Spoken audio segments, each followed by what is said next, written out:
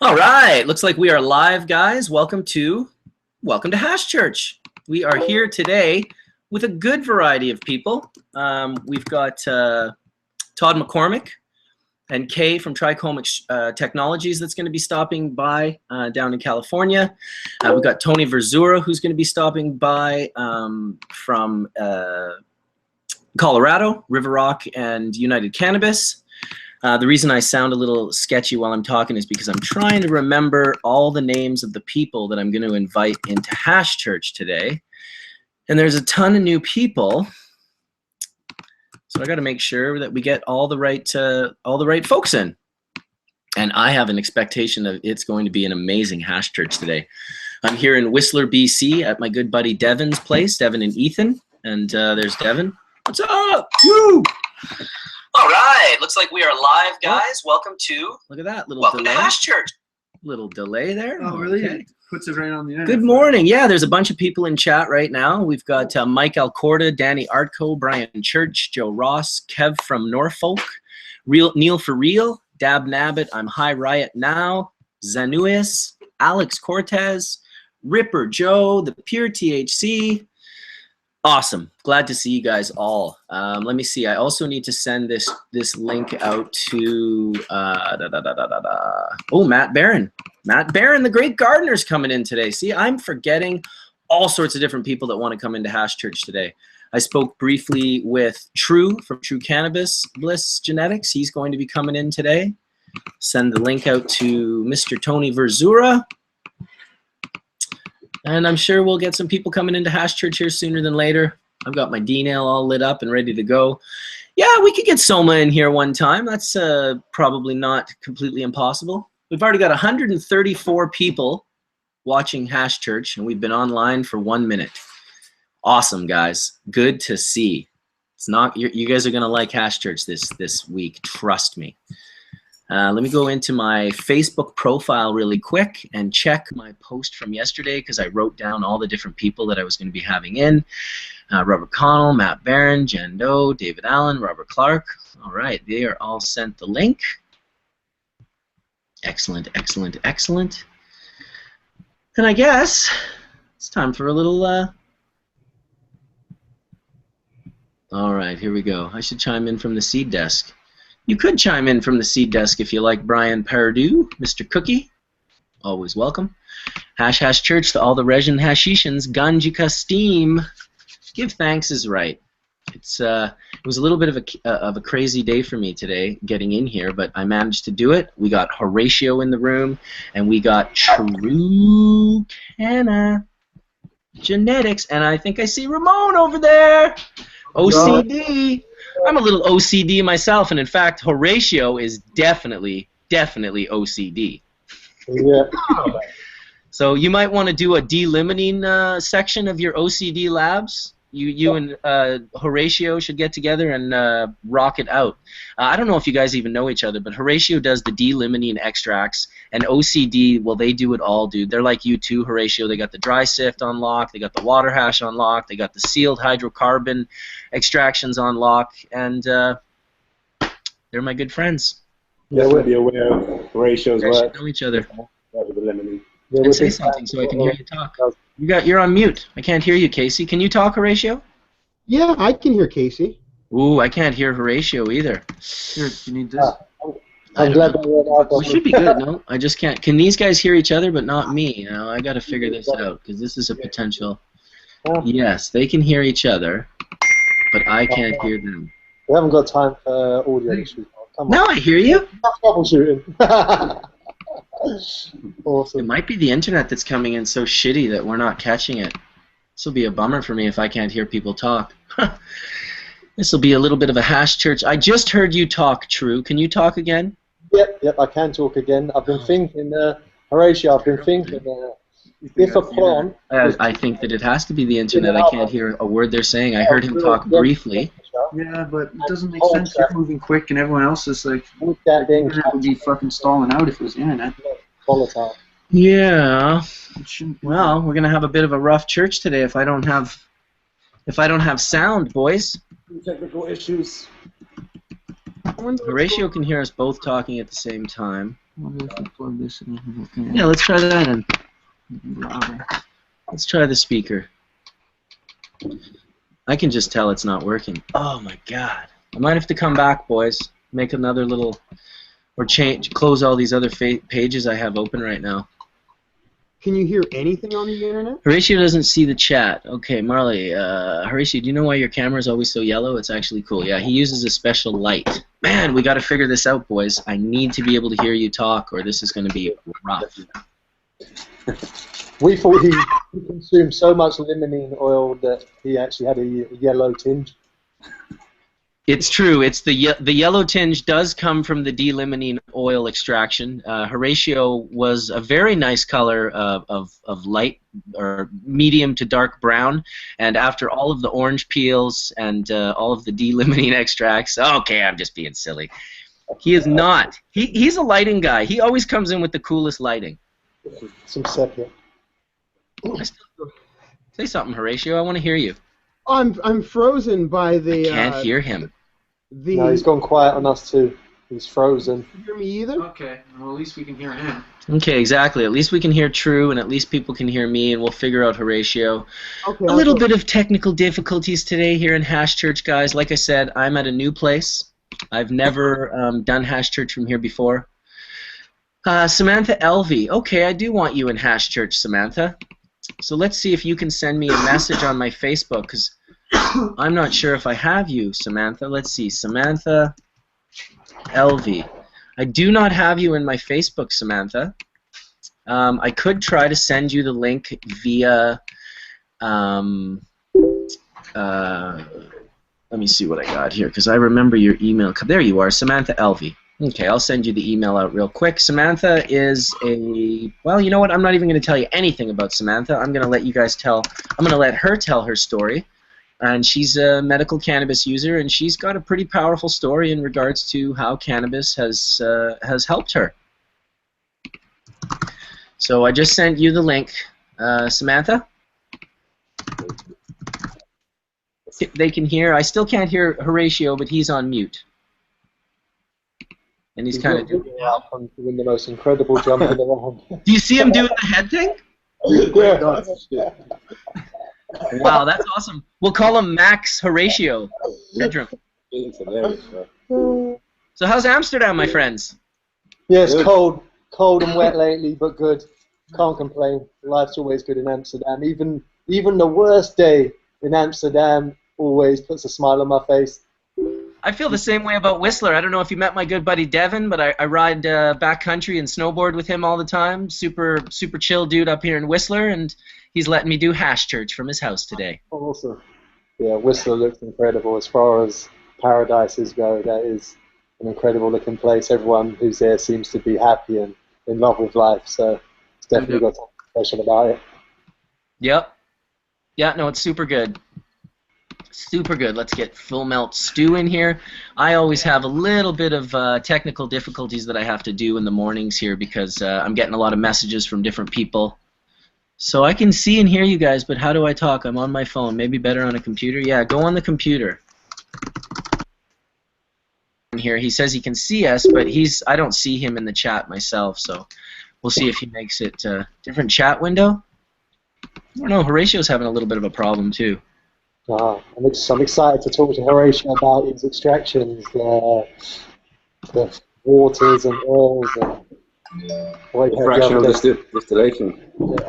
Yeah, you guys would trip out on his stuff. He's definitely a knowledgeable dude that knows what he's doing, and it's interesting, you know. It's the first oil that I smoked in, my God, like 15, 20 years.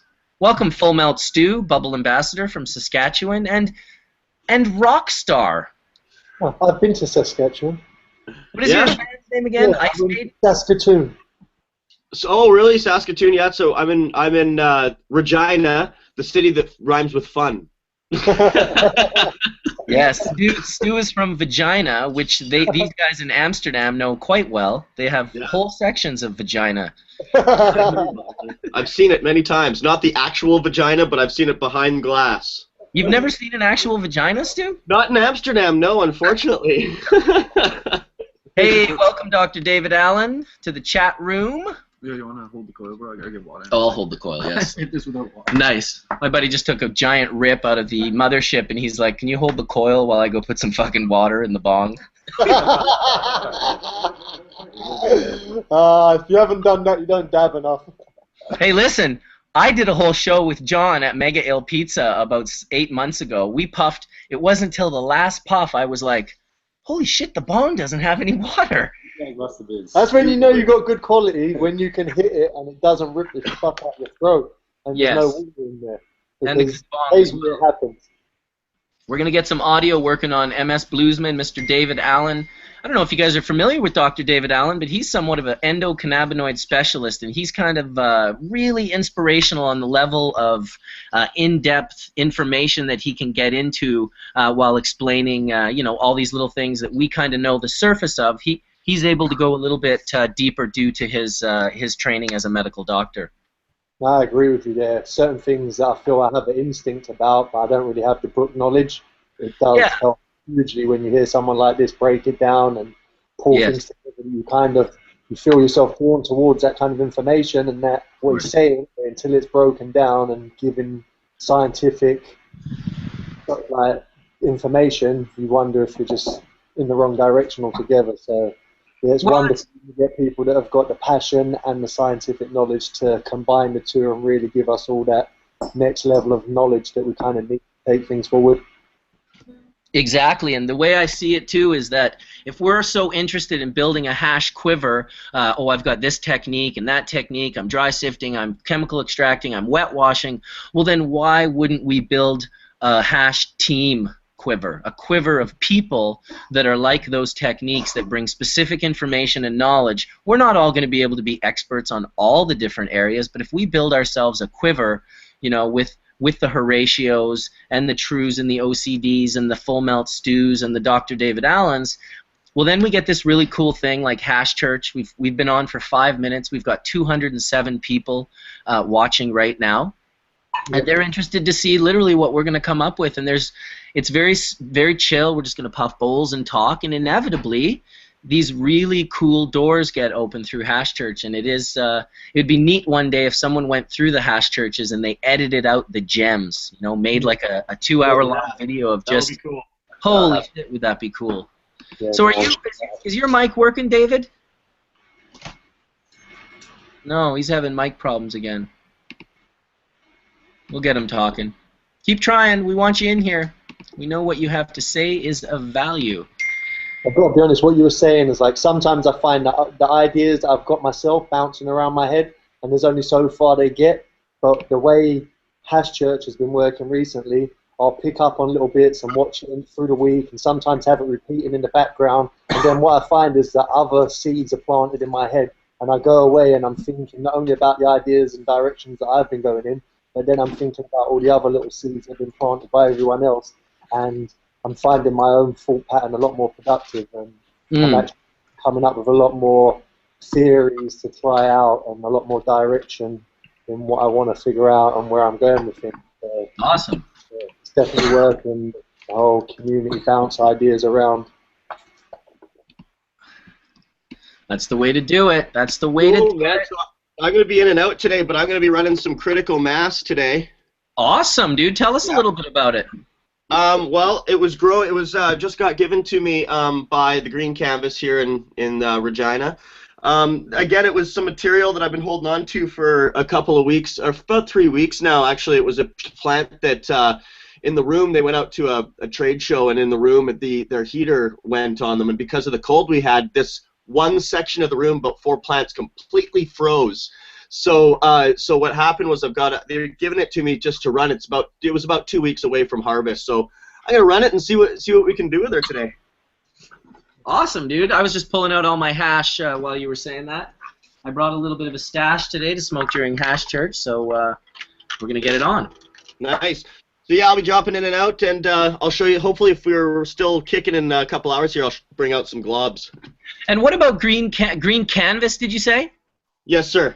Can you tell us a little bit about those guys and what they're those guys? They're a collective, more of a cooperative here in Regina. They aren't a dispensary per se, but they have a facility that they can facilitate patients with. The cooperative is really good. We got they have about 10 growers now working for them, all different strains, helping for all their different patients' needs. So they're just getting into the full melt bubble now. So I'm just trying to, I think I was talking to you, Mark, about it, and it's kind of difficult to sell organic to Safeway shoppers. You know what I mean? So Yes. So it's a beginner thing right now. We're trying to get it to them. It's such a new thing here. It's really because everyone's into BHO. Everyone's into dabbing. But that's prohibition driven too, right? It's always goes down to the profit margin. But we always know that for medicinal reasons, and I'm not trying to slam on BHO, but we know that the majority of people that are making it incorrectly. Yeah. And in which case, when you try to promote something as a medicine, and it actually becomes more harmful if you're, say, inhaling mercaptines, which are accumulative in the body. They affect the central nervous system. This is definitely not going to be something that we would consider medicinal. On a side note, I just looked at my friend's little ashtray, and I was like, what do you have, like a piece of shit in there? And he's like, no, dude, that's finger hash. So he's just got this rocking fucking chunk of finger hash. I can't even believe it. When I picked it up, I literally thought, it's beautiful. And I think that's Johnny coming through. I'll just mute him real quick. There we go. Welcome, Johnny. And welcome Samantha Elvey and her boyfriend. Welcome, guys. Hello. Awesome. Can you hear us? Yes, I can hear you guys great. If you guys want to give yourselves a little introduction, and maybe I haven't told anyone anything about your story, Samantha, but I'm sure everyone would love to hear about it. Right on. Do you want me to just go now? Yeah, cool. Well, I've been using marijuana medicinally since I was about 13, 14 years old. Basically, I was born with a very rare genetic condition. When I say rare, I mean there's only 2 people in the whole world that have it, me being one and my dad being the other. And basically what it meant when I was born, all my fingers were fused together. I don't actually have any opposable thumbs. When I was 2 years old, they unjoined all of my fingers to give me the hands that I've got today. All my joints are deformed. I've got really big bones, really dense bones. I don't have an ankle joint in my right foot. It's just solid bone. And when I was born, my right foot was basically joined straight underneath my knee. I didn't really have a tibia fibia, or sort of basically a right leg there. So when I was 4 years old, they started lengthening my leg. So I had a Elizarov frame around my leg, which had pins sort of going from one side all the way through the leg to the other. And you sort of turned bolts every day, and it slowly stretched your leg out. Which kind of, it sounds like medieval torture, and it kind of was, to be honest. Yeah. So yeah, I had all of that, and it was actually during the last lot of surgeries I had for that. I've had about roughly about 40 operations in total.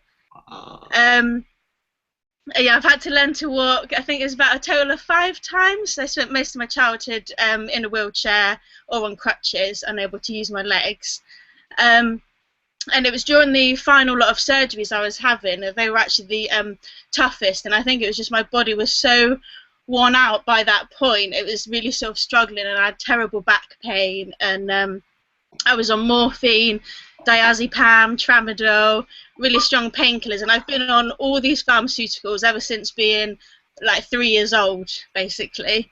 And by the time I was sort of 13, 14, they just weren't effective. They just really weren't having any effect on me. And I saw one of my friends, and she sort of noticed how sort of rubbish I was looking, and I said, you know, I haven't sort of slept properly since I can't remember when, you know, I'm in so much pain. And she said, I've got something that might help, come round and try it. So I did, and basically she made me comfortable, made me a massive mug of tea, rolled me a massive joint, and said, drink that, smoke that, that will help. And it was just, like, I can't explain, like, the feeling, like when I think about it now, like, it takes me back to, like, just the amazing feeling I had, because it was just, it's kind of like it's too beautiful to like try and explain with words, because up until that point, like all I'd known was pharmaceutical drugs and not sleeping and pain, and I suddenly had this, you know, thing, and I sort of smoked half the joint, and suddenly my body was relaxed and my mind was calm, and like it was amazing. It was truly amazing, and you know, but at the time we didn't tell anyone because she was early 20s, but obviously with me being sort of 13 years old, if anyone had found out, you know, we were very scared, you know, the fact she was giving drugs to a minor, you know, so, but she helped me whenever she could, you know, she'd get me round and dope me up, basically, and help me out, and since then I've started, you know, using marijuana medicinally, and at the start I was still using a lot of pharmaceutical drugs, and it was only about a year ago I just started to feel less and less like I wanted to take them. They were less and less effective, and as I got older, the pain got worse and the drugs got stronger, but they were less effective, and I didn't like how they were making me feel mentally. Like, it just wasn't natural to me. I didn't feel like me when I was taking them, and that's when I sort of thought, right, let's give marijuana a really good go at this, and, you know, see if I can solely medicate with that, which is what I've on a journey on at the moment, really. So yeah, for the past year, you've been completely pharma-free. Yeah. Not a single painkiller, not a single tablet, not a single injection, nothing. 100% cannabis only medication. Unbelievable. You Just have gone over just, the year mark. You're a warrior. You've just shared the most inspirational story on Hash Church ever. So, like, I don't even why. Very, very inspirational, and I'm just glad you came in here to share your story with us. I mean, holy moly, really, you're tougher than most like fighters out there, man. I'm telling you, like you're a toughie. Wow, that's amazing. Yeah, tough with a beautiful, huge, wonderful smile Amazing. emanating. Yeah, like. And I'm really, really thankful you guys came in here to share your story, and wow, I think we all needed that. Yeah, the people that are listening. Yeah, right on. It's what a story. Being on phones. Sorry, Johnny, you're gonna have to keep your mic muted, bud. You're coming in with a real bad reverberation. So maybe just type if you have something to say. It's a really inspirational story. There's a bunch of people in the YouTube chat right now that are they're saying, "You rock, Samantha. This hits for you, girl." I mean, it's just one thing after another. She's amazing. What an amazing story.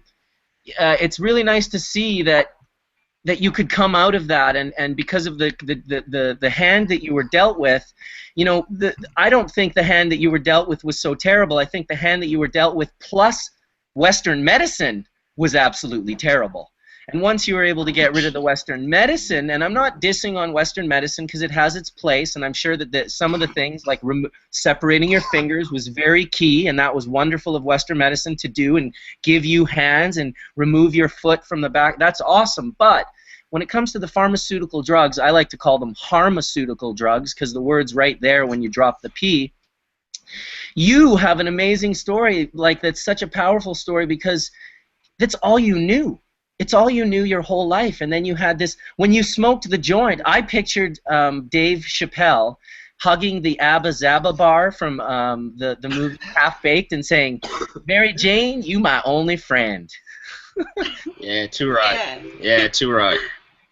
Wicked. It must have been a revelation for sure. I can't even imagine. And then after you tell that story, you say that the girl who gave you the cannabis was 20 years old, and we were worried because she was giving drugs to a minor.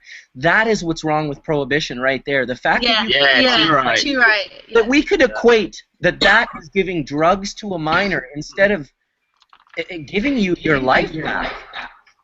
Yeah. Yeah, it was the only thing that helped, like, and it's crazy, and you know, this is something that why I kind of want to come out and speak now, because the more I use cannabis, the more I'm just getting so frustrated with the system. You know, I've been using cannabis medicinally for over 10 years now, and it is just shocking in this country.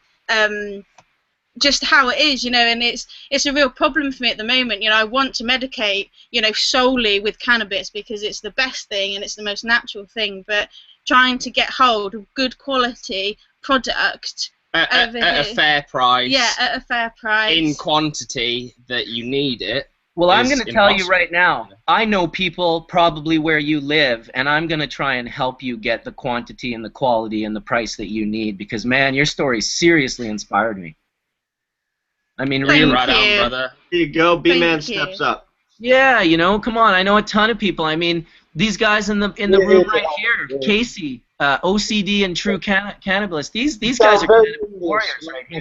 So I feel that we're going to be able to help you very, very quickly. Yep. We are going to be able to help her very, very quickly. What a story! My goodness, what a great way to start. I'll put a link up to my blog because it goes in a bit more in depth about the different surgeries and stuff that I've been through, and you know, I really want to blog as well about cannabis, and like I just really want to be an activist for it, really, because it is such a wonderful thing. Like, it is truly wonderful, and like people need to be using it, and it's, you know, and it's shocking as well. Even like when we hang out with our friends here that are stoners, there's still this attitude that's like, oh, you sure you're not using that as an excuse? Medical marijuana, yeah. Proof. Why don't you just grow up? Yeah, it's that kind of like, and I'm like, no, like I really need that amount, like, and the fact that you still have that old mindset is terrible, like. But yet they have a brew kit in their basement where they're brewing beer and wine, right? You know? Yeah, precisely. You know? Well, listen, Samantha, what my suggestion is to you, which is my suggestion to all my friends, is that you start a YouTube channel. There's about 250 people watching right now. I want to welcome Tony Verzura into the room as well. I wish Tony would have heard your story because he would love to hear your story as well. It's very powerful. You start yourself a YouTube channel. You guys start vlogging. I'll post as much as I can and promote your page, and you guys can come into Hash Church and you can promote your page. And I guarantee you, with the traction that Hash Church and Bubbleman's World has, that we'll be able to build your site up to get you 2,000 or 3,000 subscribers, and then you'll be on your way. You'll have your own platform. And just from your guys' vibes and the way you kind of glow and tell your story, it's gonna. I have a feeling that you guys are gonna have a very popular YouTube channel.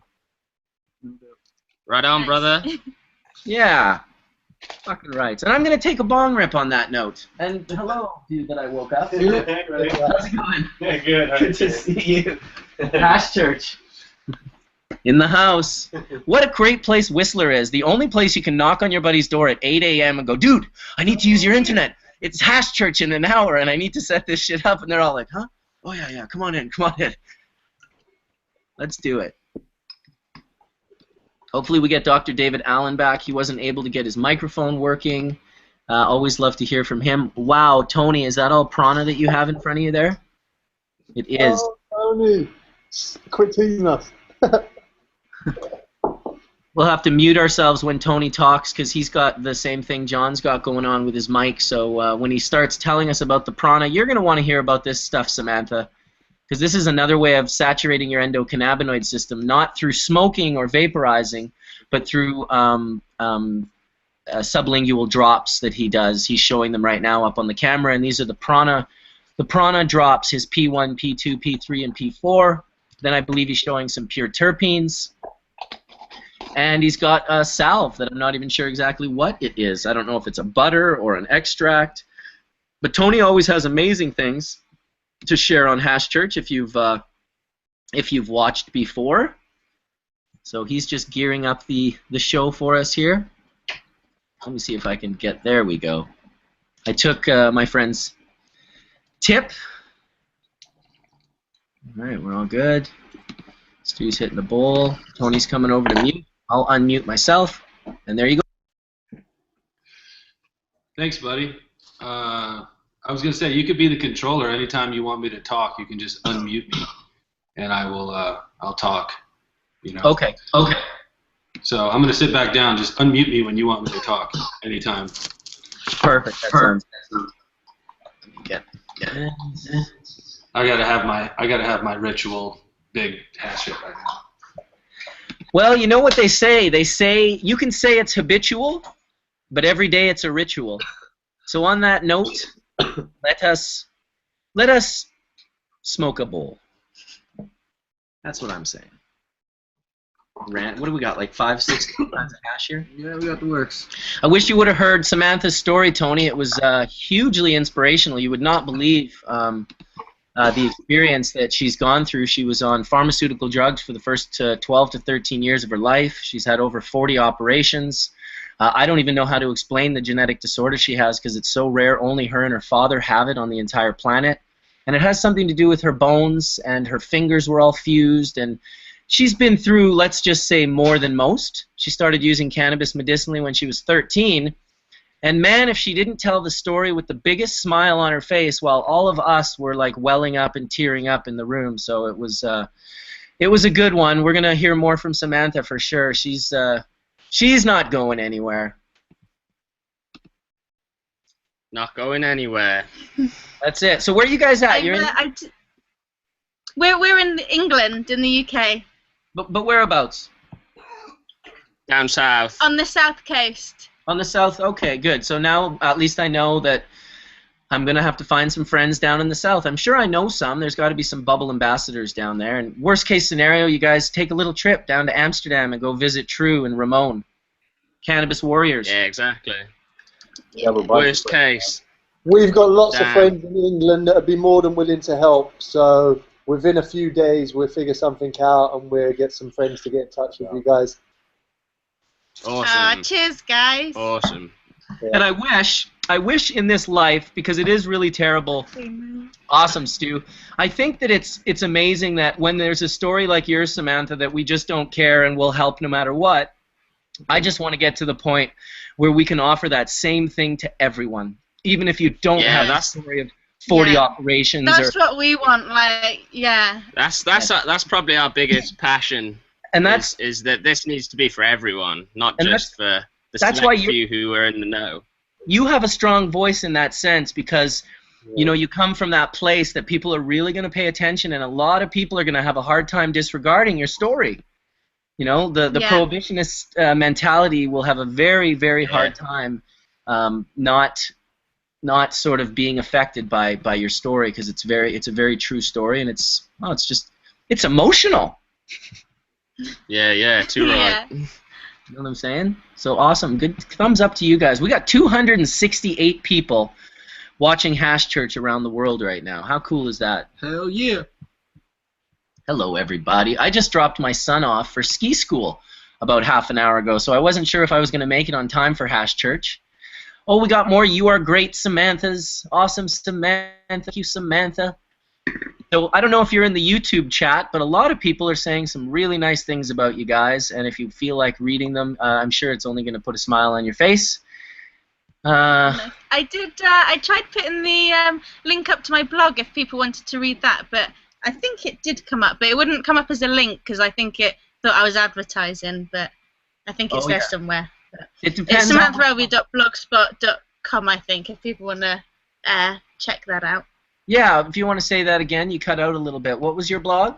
Oh, so it's samantharaobi.blogspot.co.uk, I think, or .com. Awesome. Welcome, Rick. I hope you appreciated those 280 signatures I helped put on your father's paper the other day. I didn't realize I had such good traction, but wow, my email blew up, dude. Yes, General. Big up, everybody. Good morning, man. Peace. Hey, Rick D. What up? Greetings, Beautiful. What's up, everybody? Dr. David Allen is back in the room. Let's hope that we can get some audio out of Mr. Allen now at this point. How you doing, David? Good morning. Can you hear me? I can hear you. What did you think of that story? I've been struggling for 30 minutes to get this Bluetooth device to work, and finally got it to work. I had to restart my computer. So I missed a part of the story. I heard part of the story where the lady's fingers had to be fixed because of the webbing. Mm-hmm. That's very interesting. You know, truly, surgery helps more people than medicine does. Yes. And surgeons have a disrespect for medicine doctors. They refer to medicine doctors as medicine turds. And surgeons know nothing and do everything, and medicine doctors know everything and do nothing. Heal with steel, that kind of thing, you know. Yep. And it's true. Really, more people are helped by surgery than are helped by these medicines. I mean, you know, antibiotics are real important, and there's a few other things. But for instance, these statins are basically poisons, and there's minimal evidence that any statins help you long term.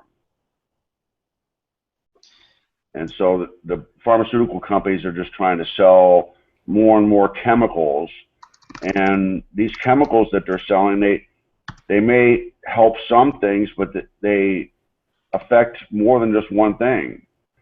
And they have a lot of side effects, and cannabis has much fewer side effects than any pharmaceutical medicine. Absolutely, that we all know pretty much firsthand on that one. One of the coolest things about cannabis is that one of its main side effects is a feeling of euphoria, which really is the one main side effect that, to me, I didn't go to school to learn anything I know about cannabis. It seems as though the euphoric side effects were the things that led me to learn about cannabis. And now, right. Isn't that interesting? Yeah, it is. I saw Paul Stamets, when he spoke at a psychedelics conference up here in Whistler in the late 90s. He spoke after Jonathan Ott and Sasha Shulgin and some real brilliant men that went to some very prestigious schools, and they would get up there and they would say, I have a degree from this school and that school and Harvard and all the best schools, and everyone was very impressed. And then Paul Stamets gets up and he's like, everything I learned from the mushroom. And then proceeded to blow everyone off of their chairs, standing ovation, save the world type shit. So they both have their place for sure. Welcome back, Casey. Yeah, the euphoria is what's attracted the man to cannabis. We probably wouldn't even bother cannabis because it tastes nasty. So we probably wouldn't even mess with cannabis if it didn't have the euphoria. But fortunately, the euphoria is attached with a lot of physiologic reactions that help people. So it's an antioxidant, and it stops heart attacks and strokes and diabetes, and it's the wave of the future. People, you know. This is going to change our life like no other discovery in the world. This is more important than the discovery of sterile surgical technique, and will save more people's lives than are currently saved by surgery. And we're going to go probably to a marijuana economy because marijuana is the universal commodity. I remember back in Texas, back when I was in the Army in San Antonio, you could get $10 for a 4-finger lid anywhere in the world, really, anywhere in the United States for sure. And so it's a consumable commodity. It's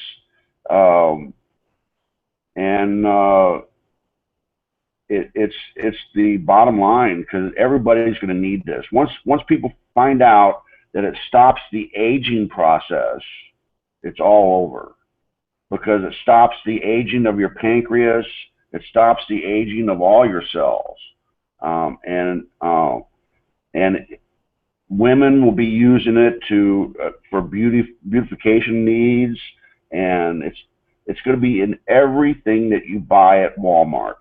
You will be hard-pressed to find any products that don't have some cannabis in them in the near future. Good morning. I believe this as well.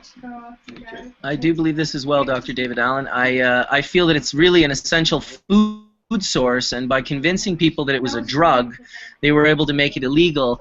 Today, if they tried to make essential amino acids illegal, well, we would say, but they're essential. We require them. Right. Well, this is the oil that eases the friction of life. This is the key to physiology. It's a key to life itself, and people don't realize the importance of this. You can't have the sperm will not implant into the ovum unless you have a functioning endocannabinoid system. So if you block that system, conception doesn't happen. So you need a functioning endocannabinoid system for everything from your birth to your death, and it controls everything. So if your doctor doesn't know that he can give you cannabis and decrease the incidence of diabetes, if he doesn't know that, then he's not really a true physician. And in the future, you're going to have to know this science intimately and be able to manipulate the endocannabinoid system. Otherwise, you won't be able to call yourself a physician. And so a couple of years ago, I did a study where we called all the medical schools in the United States. We called 157 medical schools. And we asked the directors of the curriculum, the people that decide what the students are going to study.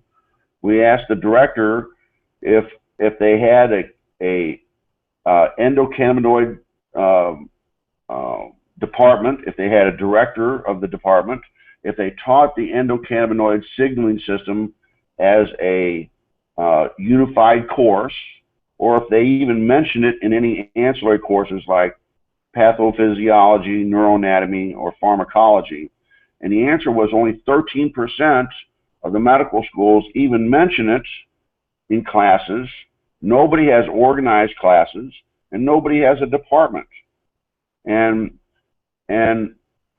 this all has to do with these chemicals, these endogenous chemicals that your body makes, these endocannabinoids.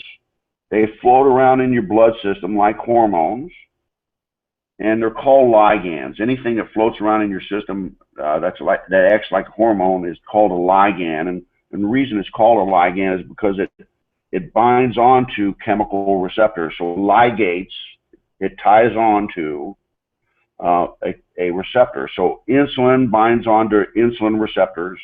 Testosterone binds onto testosterone receptors. ACTH binds onto ACTH receptors. Opiates bind onto opiate receptors. Cannabinoids bind onto cannabinoid receptors. And so either endogenous cannabinoids or exogenous cannabinoids, plant-based cannabinoids or phytocannabinoids, lock onto these receptors, and it's like a lock and key. So the chemical is shaped a certain way, and it has charges on this. It's a protein actually, and so the protein is shaped in a certain way and it has certain charges, and it binds on to a receptor because the charges match perfectly.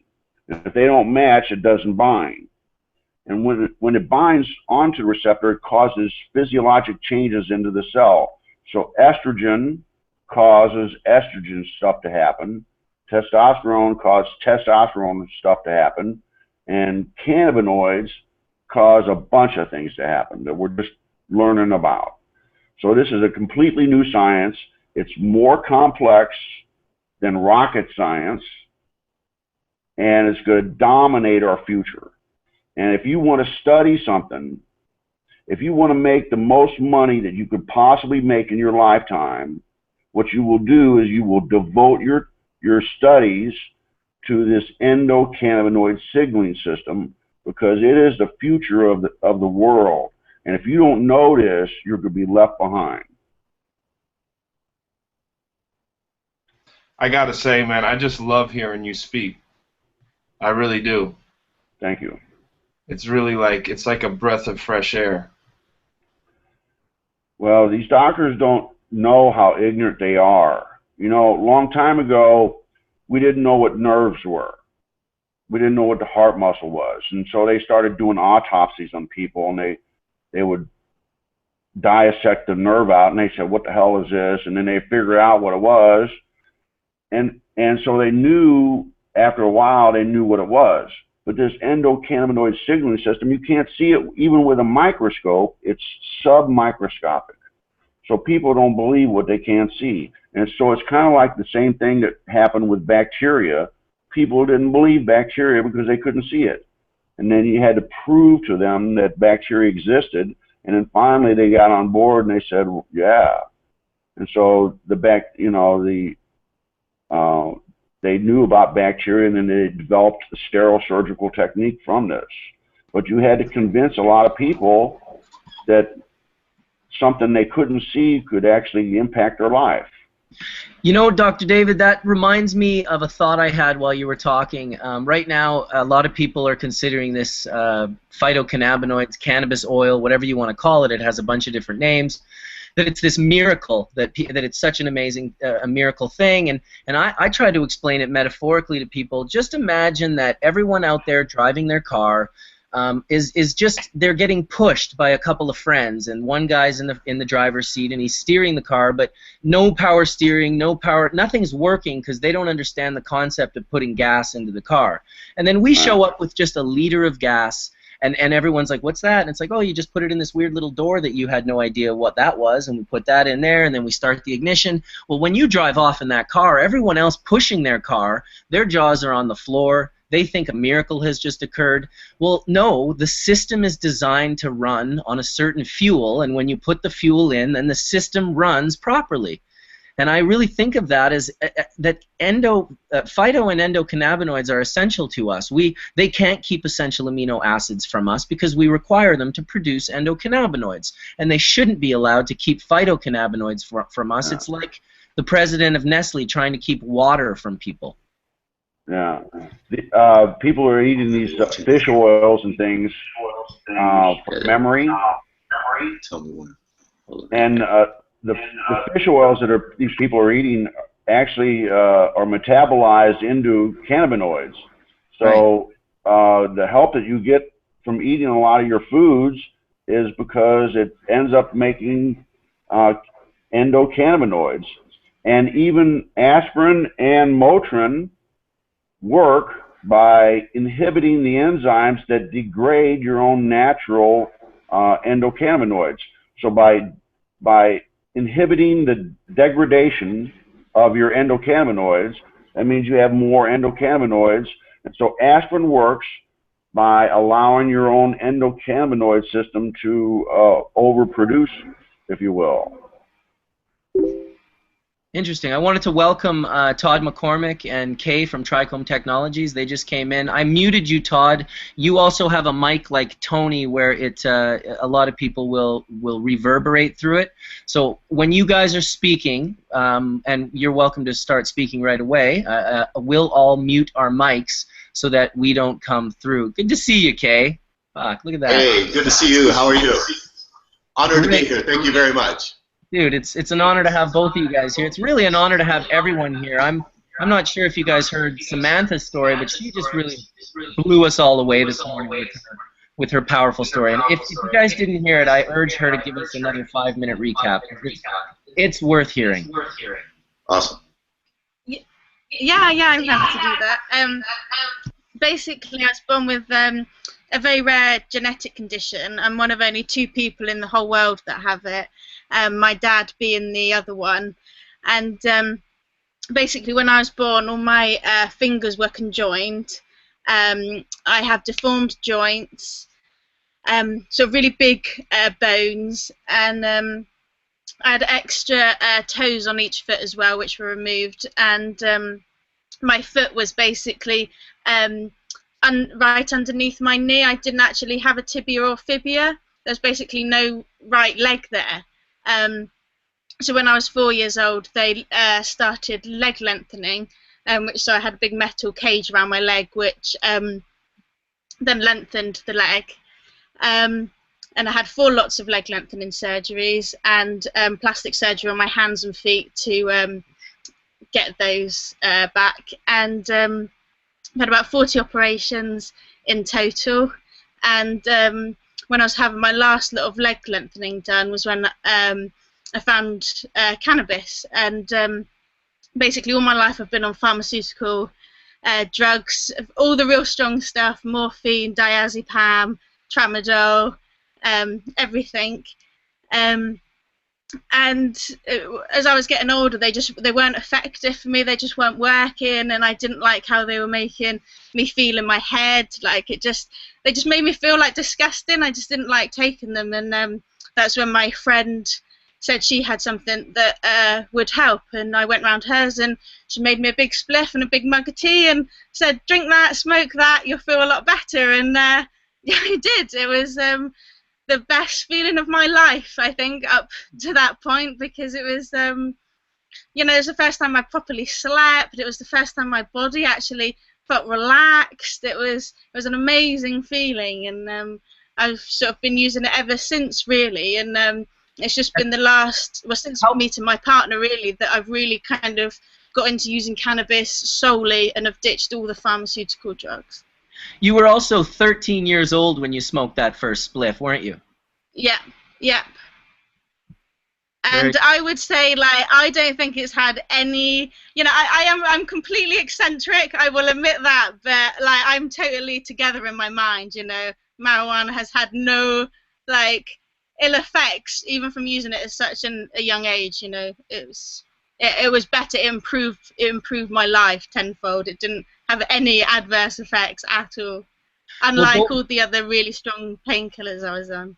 For sure. I'm not sure if you know of Todd McCormick and Kay from Trichome Technologies, but both are long time cannabis warriors in the industry. So we're happy to have them here. First of all, I'm very blown away by her plight, by the things she's gone through as a youth.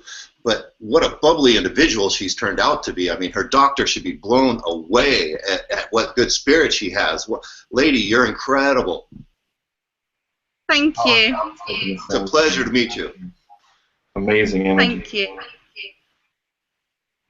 That is amazing.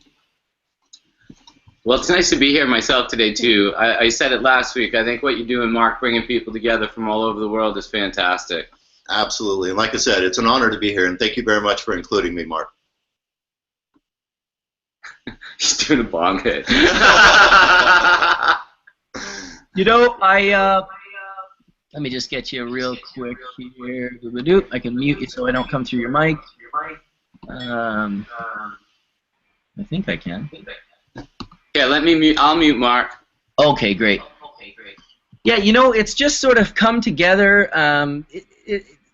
I don't even know how to really explain it, but I guess just the fact that we're no longer having to hide so much anymore. We're able to share this information. We're able to really, and it's really only happened in the last couple of years. People are still very private. People are still keeping to themselves and kind of doing their own thing. And we're in this little scene, and I think what's happening is that the scene's getting bigger, and we're able all to start working together now. And you know, for myself, I worked by myself for a long time, 15 plus years. I didn't really understand. I came from a team that left me a bit sour. I didn't like the way it all worked out, and I was very independent for the last 15 years, not really understanding the concept of a team. And I gotta say, it was probably meeting Tony a few years ago in Amsterdam where I was just kind of like, man, like, fuck, this guy's awesome. Like, I just feel like he's a brother from another mother. I get along with him super well. We're on the same wavelength. And slowly what that turned into was, I mean, he was already in the middle of creating his United Cannabis team,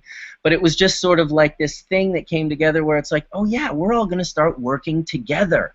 We don't have to be in these little independent clumps anymore. And I've been talking about this with Dr. David Allen lately, and I've spoke about this with John, and even today talking to Horatio and Ramon and True, thinking what a great collaboration those two could be doing. Exactly. David says collaboration is where it's at. Knowledge is power. So we can't do it without all of you guys. And yeah, I really appreciate everyone here that's sharing their story. You're all amazing people, and the people that are listening on YouTube and around the world, they really are, they're interested in this mostly because we're not shamelessly promoting ourselves or our products or our companies. We're just here sharing information and sharing things that we do and kind of opening each other's minds. And that's what Hash Church is all about. Very nice. Yeah, like yourself, you know me. We both share the same plight for many, many years with Red Eye Magazine, going back to UK and Nick and everything else. And so, yeah, you know, being in the shadows has been my specialty for 35 years, and that's how I survived to get where I am today, like yourself, you know. So, yeah, it is amazing to be able to show your face and hold your chin up high, and you know, be proud of your accomplishments, as you should. 100%. You'll just have to mute it again, Todd. I watched the 60 Minutes video the other day, and it was so neat, the 15-minute clip. I sent a message to Wernard because I was like, man, that was like the year I met you, dude, 1995, and I told him a little story about where we met and stuff. He was like, oh, thanks for the memories. And then I see Todd up on stage, and Rob looks like he's friggin' 20, talking about the skunk, and you're there blacked out like, oh, no, I hold my head up high. And I'm like, yeah, okay. Like, it's just so, I was there too, but my booth was right next to Eagle Bills and Jack Herrera, so I watched the whole video, and I seen a couple of my Canadian friends, but I am elusive in the 1995 60 Minutes episode. You know, that's hilarious. You know, I showed Morley Schaefer around all of Holland that time, because if you remember, I wasn't doing so good in the shadows. I had just got busted in Ohio, and they wanted me to show 60 Minutes around because of Dr. Trussell giving me my prescription 20 years ago. And they, you know, he gave a great interview. They didn't use any of it because the 60 Minutes team came away and said to me, you know, Todd, we feel that what you're doing is so different from what High Times is doing that it'll kind of discredit the sincerity of your story and the legitimacy of Dr. Trussell in Rotterdam if we run the stories together. So they separated out, and the only place you see me is honestly giving away a cannabis cup, or I'm actually best man at Etienne's wedding. Remember Etienne got married on stage at the cannabis cup? Yeah, but that was some great times. We were really pioneers. We didn't even realize it, you know? I mean, back then we were just doing our thing, and 20 years later I realized the weight of our thing being what everybody's doing now, you know? It was fun to show that video to Mila. She was like, it's nice to see us all young again. Mila was so young. Yeah, she was. It was incredible. It's like talking about the original, you know, showing up her handbook of the original, like how to make dry seed, how to press, how to store, all that kind of stuff. Yeah. It's really neat. And like you said, Rob looking like a young man, huh? Rob was definitely. Come on. Back when we called resin pollen. Remember that? The pollinator? Yep. A little misnomer. They called it scuff, right? Holm.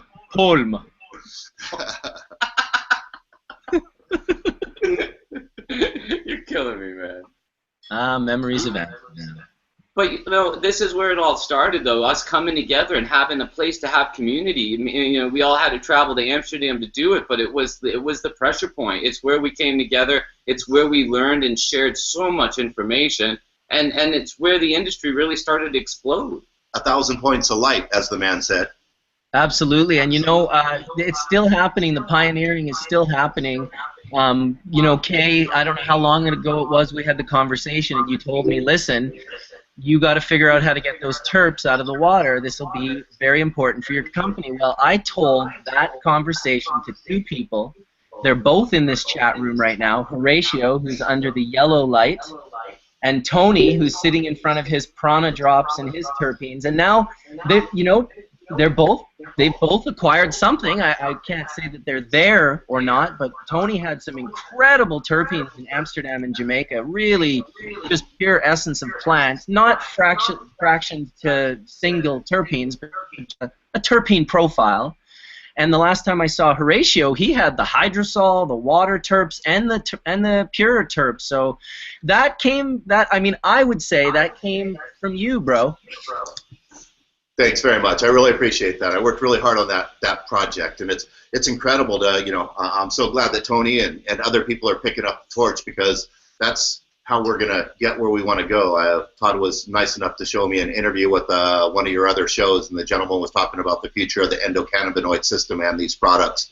It is amazing, and I believe everything he said. I mean, right now we're just in the infancy. I mean, people still think of marijuana. They don't think of the isolated compounds. I mean, just they think of, even some people today think of just like, THC and CBD. And it's like, well, there's an undecarboxylated form of that and a carboxylated form of that. So you're dealing with 4 compounds, not 2 compounds. And then, as Dave Watson did with Don and Aaron way back in the day, they did single terpene application testing with THC. And he did it in a clinical study. I mean, everybody would have a sheet to fill out every morning. They would take pure THC, add linalool, pinene, this, that, and the other thing, day by day by day by day. I mean, that was revolutionary. That man did that 30 years ago, 20 years ago, excuse me. I mean, we're just, I mean, right now, I mean, Tony and the other gentleman, sorry, the name escapes me, but I mean, it's unfortunate that us 3 can't even go get 100% quantitative analysis of our compound.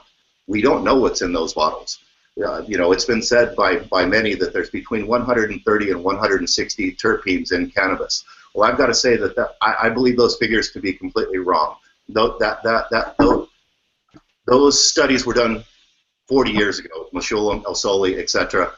First of all, they started with the dry plant material. If you dry that plant material, you lose 90% of the terpenes. First and foremost, you end up with 0.1% of a product. Where do I get those numbers from? I get those numbers from the Handbook of Essential Oils. It gives you so much information right there from, sassafras, from, lavender, many essential oils. And I, highly encourage people to study all essential oils, not just cannabis, because there's many avenues there that we have not explored, but just simply drying the cannabis, you lose 90% of the terpenes, and then if you apply heat, like a double boiler, hot water bath, or any of that kind of stuff, or a rotary vaporization, steam distillation, any of those things, they produce what's called an artifact. They don't produce the actual whole terpene composition that the plant had. Some of those things are going to be destroyed or converted by the heat. Some of them are going to be carried away by the water. Either way, the composition you end up is not going to be a whole terpene composition. And if you did get a whole terpene composition right now, you couldn't even have it analyzed. You would have to, let's say, 400 standards into a GCMS to even quantify what you had. And even a GCMS, it works on the principle of heat. So you're going to destroy some of those compositions. So I can hypothesize that there's 300 terpenes, if you will, in cannabis, but we can't even get to the bottom of it right now. So, I mean, we are in the infancy. These gentlemen on your panel are just complete pioneers in this industry. They are the ones that are going to provide those products and methodologies to those pharmaceutical companies. Not that they're going to sell out and, people say Big Pharma is going to come in and control this industry. I don't believe it. I believe people like you, people like Tony, people, like the groups that you're creating right now are the people that are going to not control the methodologies, but control who doesn't have the methodologies, kind of sort of thing, in the end, medical marijuana will be taken over by those individuals, you know what I mean? It just, they want pure isolated compounds. They don't want raw compounds, so to speak. And from that, they can, figure out the interactions, synergistic effect, if you will, of those terpenes with the cannabinoids, et cetera, et cetera. We're just not really qualified to do those or get $1 million study going or this, that, and the other thing right now. But, as Colorado, allocates money for Dr. Sue Sisley or, as we start expanding, I mean, it only makes sense that the industry is going to go into terpene research. It has to. I mean, the cannabinoids have been studied and studied and studied. And I liken it to I kind of liked it for a minute because everybody wanted to go for the gold, for the California gold rush. They were going to go, or the Yukon, if you will, or whatever, and they wanted CBD. Everybody went CBD crazy. Mickey Martin wrote an article called "What the Fuck Are We Thinking?" and I like that article. You might want to check it out. And it kind of, we're putting all our eggs in one basket just to claim legitimacy. And the backlash is that I see some states going for CBD-only oils. That's the only medical marijuana you're going to get in, say, New Jersey or this, that, and the other thing. And CO2 isolates, too. So it's like, that's not medical marijuana, So there is repercussions to a lot of this, where we are right now. Sure. Yeah, no, agreed. I definitely agree on the terpene.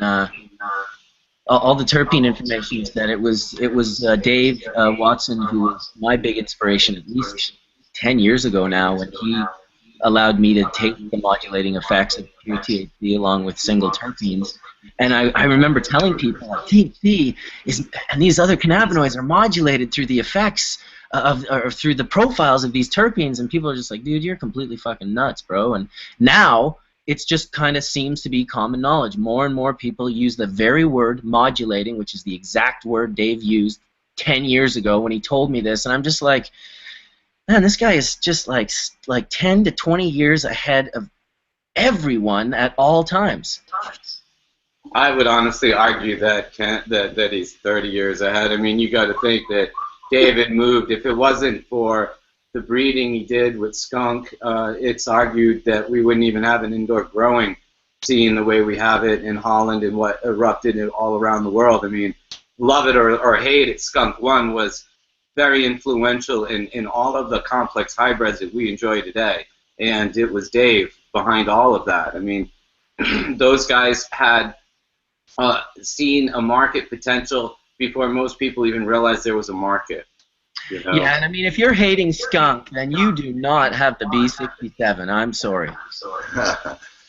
Yeah, it's amazing that most people in our community don't even know who David Watson is, and he would prefer it that way, whether it's Sadhu Sam, Sam the Skunk Man, or anything else.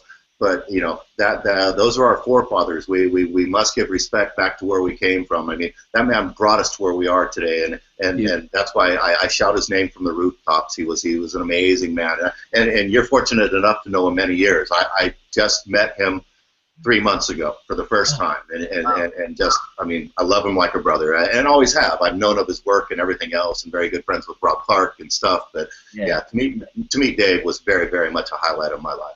Oh yeah, I would agree as well. I was very happy when it happened that Dave and I, because I met him and he was a mentor to me, but then throughout that experience we became friends, and we were able to travel and go on vacations together and actually have like a real true friendship with the guy. And it's amazing. I shout his name every time I speak. I give full props to the fact that he is the grandfather in much of what I do. I tell people all the time, a lot of the information that I speak is already been written in Rob's wonderful book, Hashish.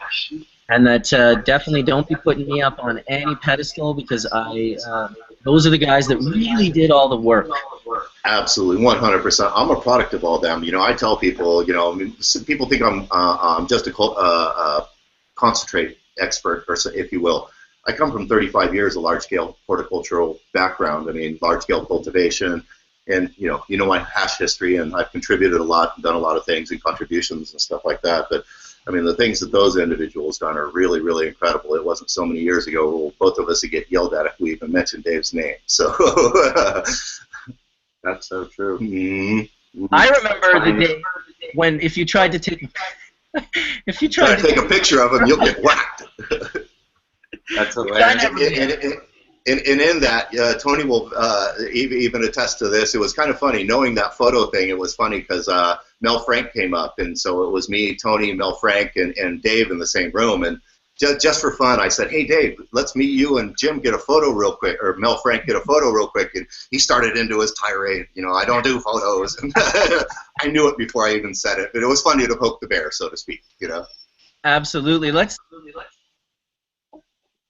Let's hear from Tony. He's got a mic like you guys, so I'm going to unmute him, and we can mute ourselves, and we'll hear what Tony has to say on all these subjects. I might be able to unmute you. It's not letting me unmute you, Tony. I'm sorry. The control's not working, so you unmute yourself. There you go, buddy. Tony's going to talk for a few minutes. Here we go.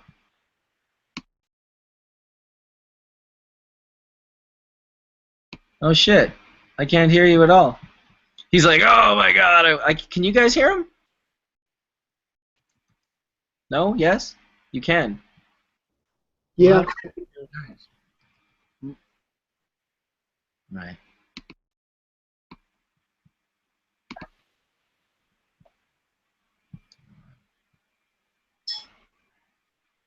I wish I could hear Tony talk. What's it fucking? I don't know. It's just our computer probably.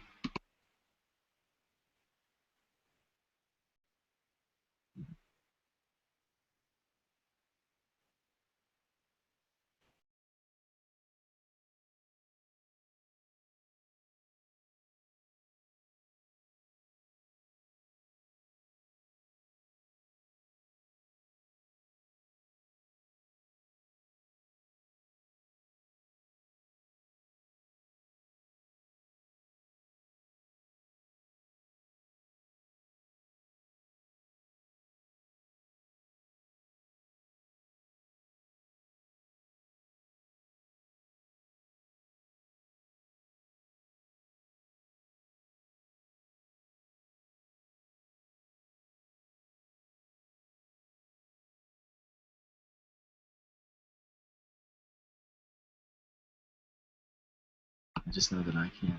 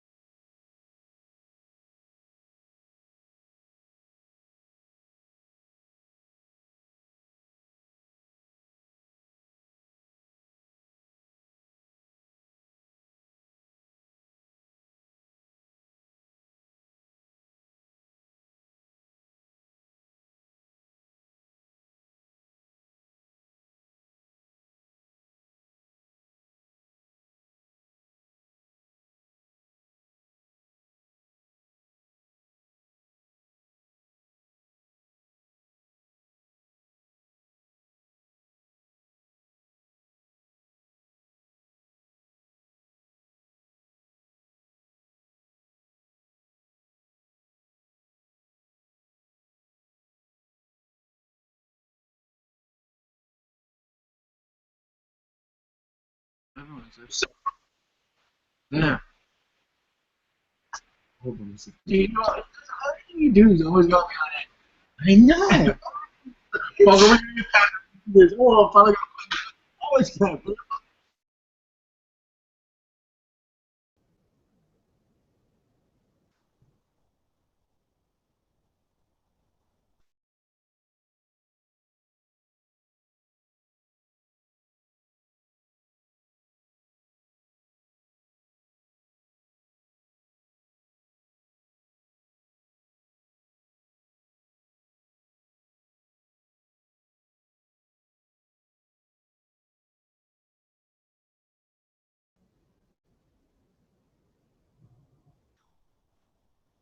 Tony, they can't hear you on.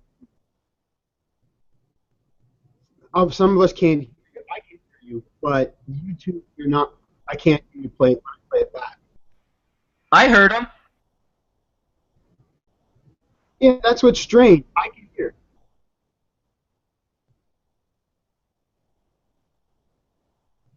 You're fine, Tony. Just keep talking. It's recording. They may have internet problems. They may. It's fine. You just keep talking.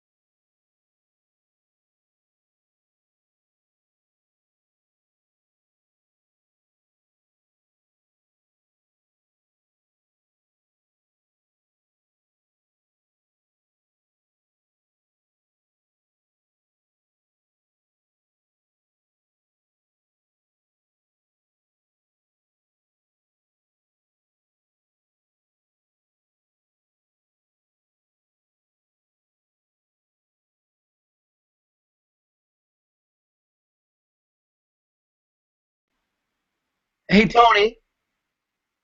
Sorry to interrupt. I think we're having problems. No one is hearing it on YouTube anymore. So I'm not sure what we got going on here.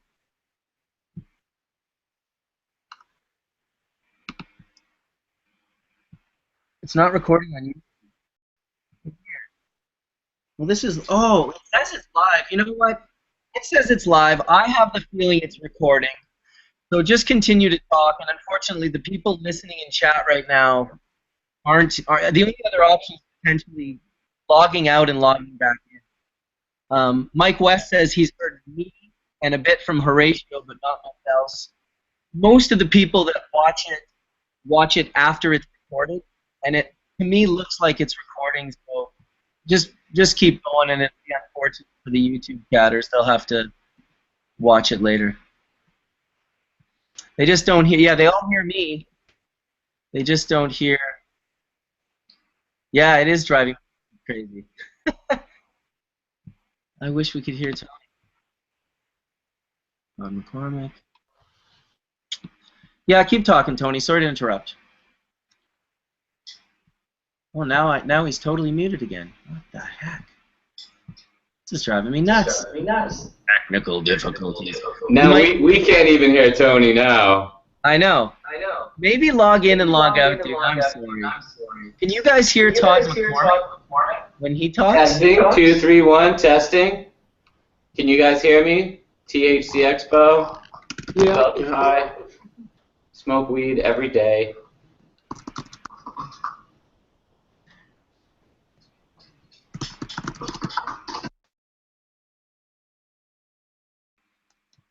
Jesus, there's some real haters in the chat right now. I'm going to have to get rid of them. Goodbye. All right, sorry about that, guys. Let's see what we got going on here. I think when it died on us, we had a problem.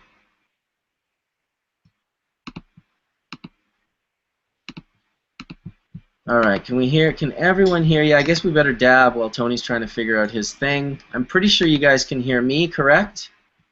Correct? Yep. Correct? Can I hear Horatio when he speaks? I'm always pretty good over here on that. I think we're pretty reliable on sound.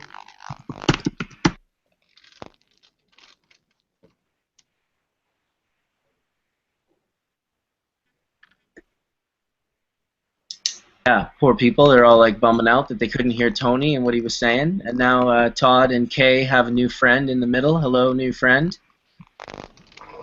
Hello, this is Lauren. Hi. Mark, this is Lauren. Mark, this is Lauren. Mark. Nice to meet you. Welcome to Hash Church. Thank you. Okay. Did you want to tell your story? About, I believe it was something in regards to terpene? Who did you direct that to, Mark? The gentleman in yellow, I believe. Dr. David Allen. He's wearing the headphones. Endocannabinoid specialist. Am I on? Can you guys hear me? Yes. All right. I want to tell you about an epiphany that happened to me about extractions.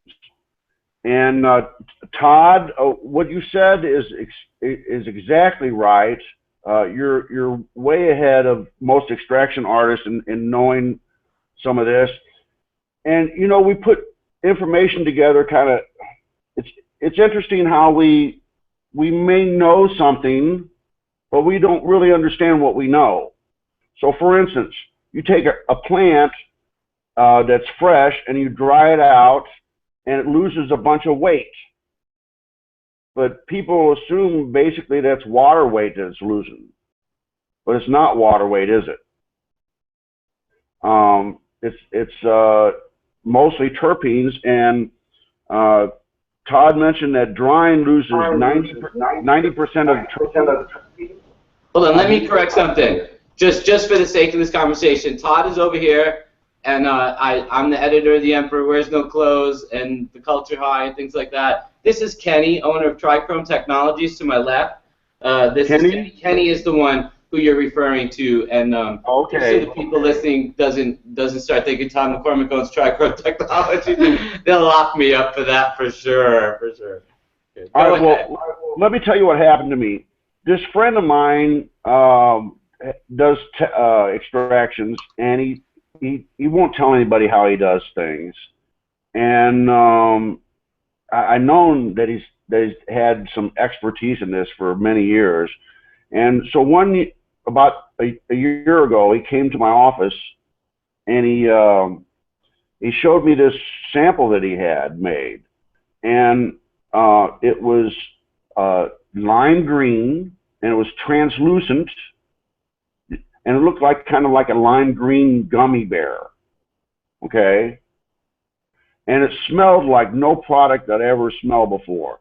Smelled better than any flour. Smelled better than any hash product that I ever smelled before. And I've been around for a while. And when you smoke it, it had a two-phase effect. What happened is when you hit it, it would like give you an initial rush when you exhale. And then about 5 seconds later, you could feel this go through the blood-brain barrier, and you had, I swear on my mother's grave, your brain could taste this chemical. Not your tongue, your brain.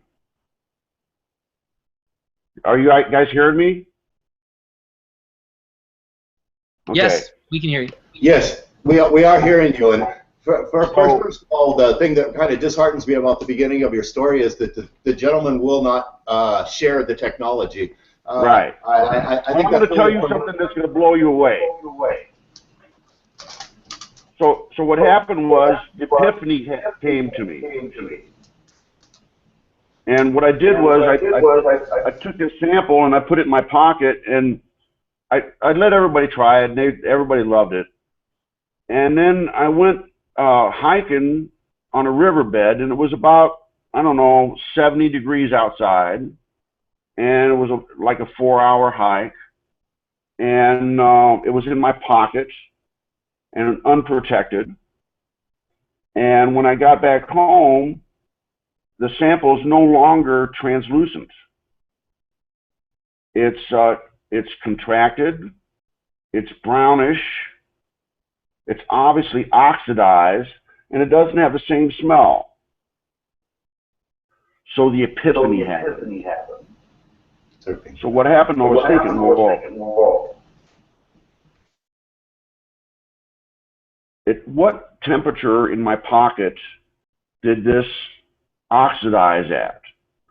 So I'm thinking 70 degrees outside, I'm hot walking around, it could probably be somewhere between 80 to 90 degrees. That's my guess. Certainly no more than 90 degrees. And so I thought, well, this guy has an extraction technique that gets herbs and spices out of the plant matter, and it apparently evaporates between 80 and 90 degrees. So what does that mean? So my friend came over to my office again, and I tell him this story. And I said, apparently the technique that you use to extract is getting some chemicals, some herbs and spices out of this plant material that nobody else seems to be able to capture. And apparently it's volatile, and it oxidizes between 80 and 90 degrees. He says, you're right, Dr. Allen. He says, do you know what my wall temperature is in my grow room? And I said, no. He says, it's 57 degrees at the wall.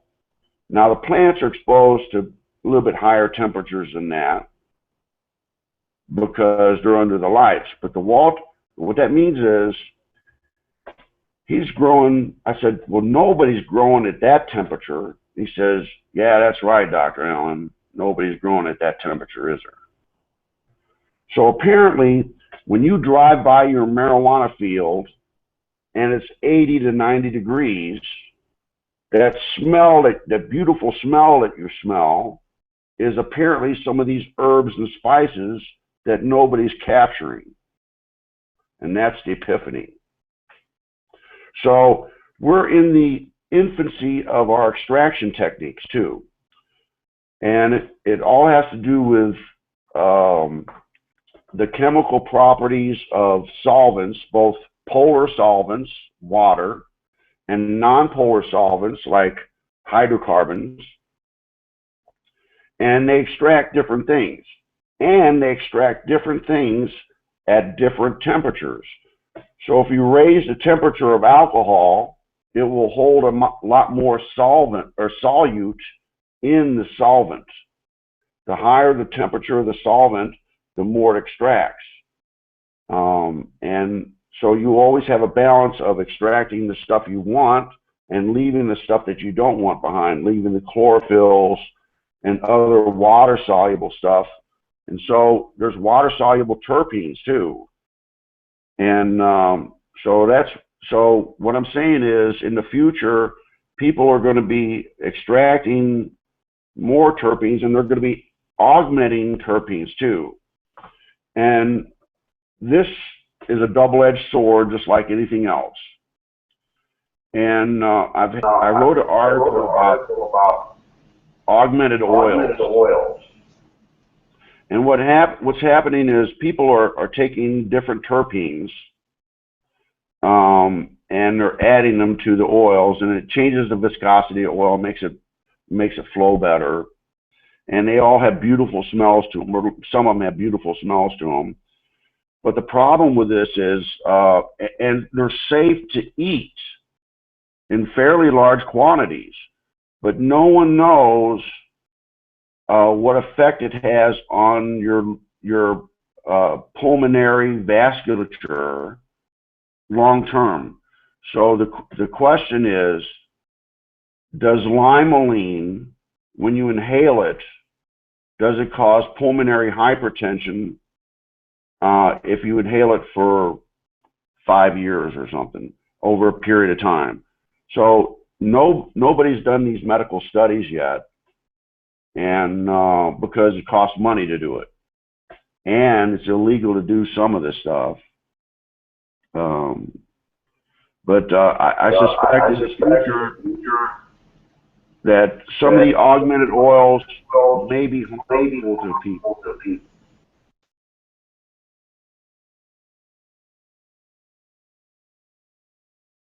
Any comments?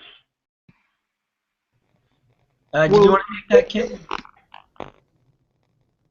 Go ahead. I can hear. So I agree with what you're saying. I agree with what did you think about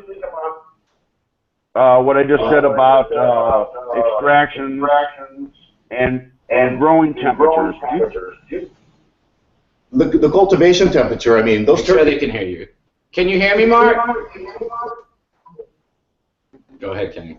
Yeah, those terpenes start volatilizing, you know, especially the sulfur-based compounds start volatilizing at like 65 degrees, and that's why we smell terpenes, why we smell the marijuana when we enter our grow room, even at lower temperatures. But lower temperature growth is kind of non-conducive to plant growth, you know what I mean? So, you know, and even though the wall temperature would be, say, I don't know what you said, 65 degrees, you're going to get your radiant heat right under those lights is going to be, you know, 100 degrees, and that's when you start getting those terpenes to volatilize and start evaporating, basically. And after that, any kind of heat application in your extraction process, in your terpene isolation process, is going to either convert or destroy some of those terpenes. So, I mean, you know, what you're saying is very, very correct. As I was saying in the beginning of your conversation, it's disheartening to hear that people monopolize their technologies and things. I was one of the first to write I wrote the Rick Simpson article, How to Extract Raw Extractions, 15 years before the Phoenix Tears article, so to speak. And you know, I was one of the first to pioneer large-scale cultivation, so that led me to Dr. Alexander Sumac's Treasury of Hashish, and later on Rob Clark's book Hashish. And basically pioneered a lot of the dry sieve stuff that we're doing now, along with Mila and Mark and everybody else, and then from there it went to water hash, and then I wrote the first butane extraction article for Red Eye magazine 15 years ago. So I've been doing this for a very, very long time, polar, non-polar extractions, et cetera, et cetera. And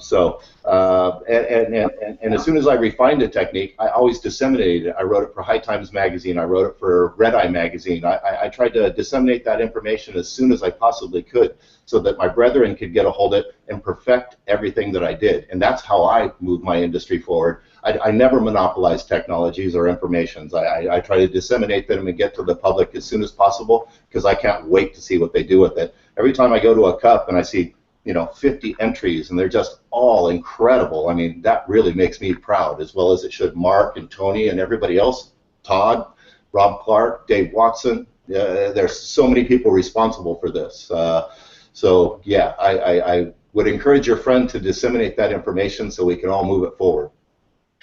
I would only add that in regards to Indra, who was one of the original guys who he was the first one to put butane extraction online at eroid.org back in, I don't know if it was May of 1999.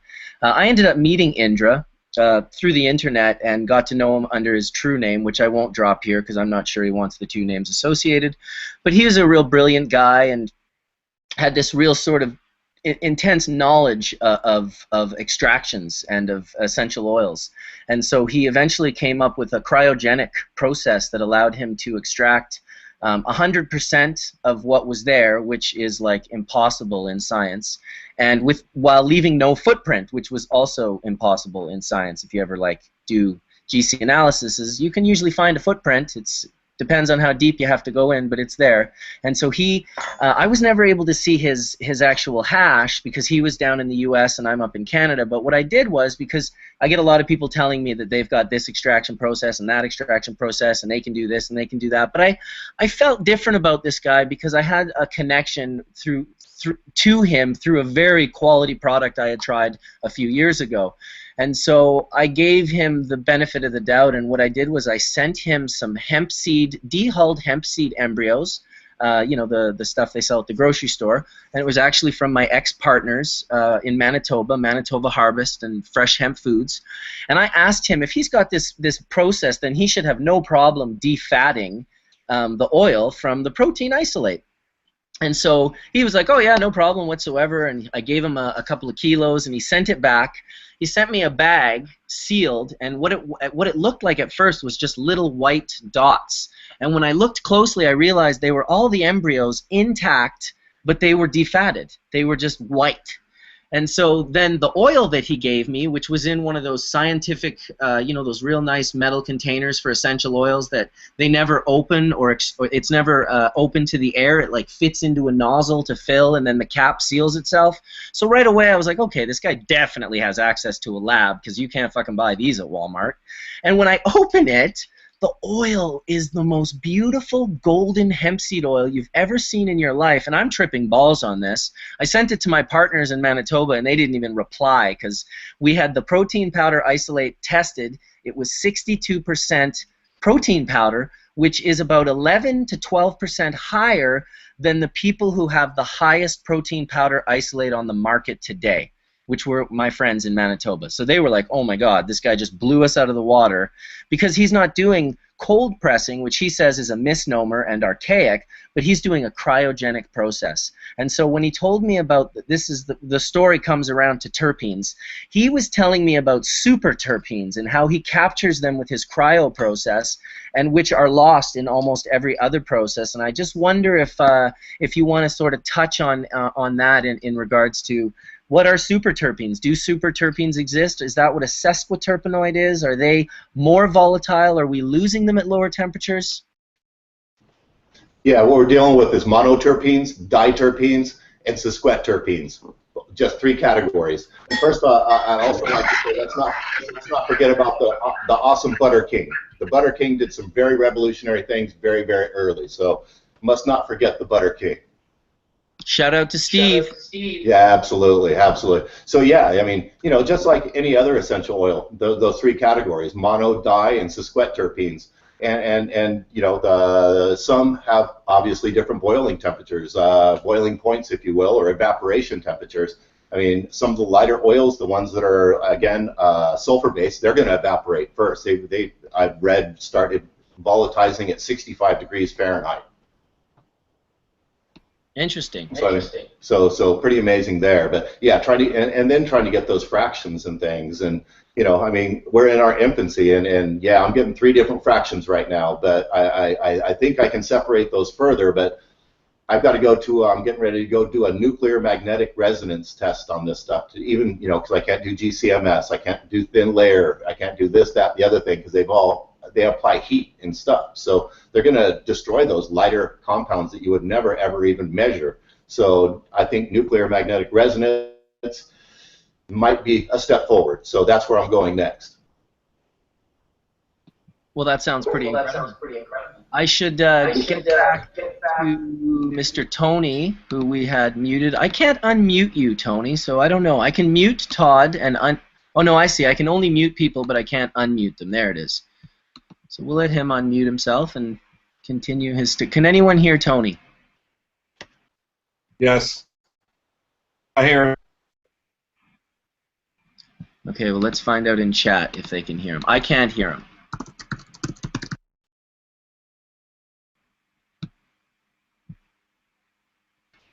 I can hear you, Tony. I don't know why I can't. Let's just hope. As long as the YouTube audience can, it'll be fine. People say nothing from Tony. Jesus. No, it's all no in the chat room, so I'm not sure why it's doing that. Probably because I can't hear him. That's why they can't hear him in the chat. I wonder if that's the case. Little technical difficulties here in Hash Church. It's not a volume thing. No, and I have a little control thing, but I can't, it doesn't really, like, if I try to mute or unmute, okay, there we go, it let me mute him, and now I unmuted him. So let's see if that works. You there? Oh, I see. Oh, I see. Dude, can you hear me? You are live. Oh my God! Finally. That was all me. That was all me, but. All right. All right. Let me go back. So everyone, I think, brought up really valid points about the terpenes, the augmentation, the modulating, and I also subscribe to the same philosophies of having all of those different variables, being able to capture those different variables in extraction techniques, whatever it would be, whether it's a polar or a non-solvent, or a polar or non-polar, or even semi-polar extraction technique, or like beyond what we're even talking about today. Either way, I think there's such a vast undiscovered area in terpene extractions, as well as cannabinoid development and extractions. It's going to get super scientific and extremely deep. And what I was talking about earlier was tying it back up how I started as a patient, but really talking about, I explain it like a guitar, where there's only 12 chromatic notes on your guitar. So every chord that you hear, every note,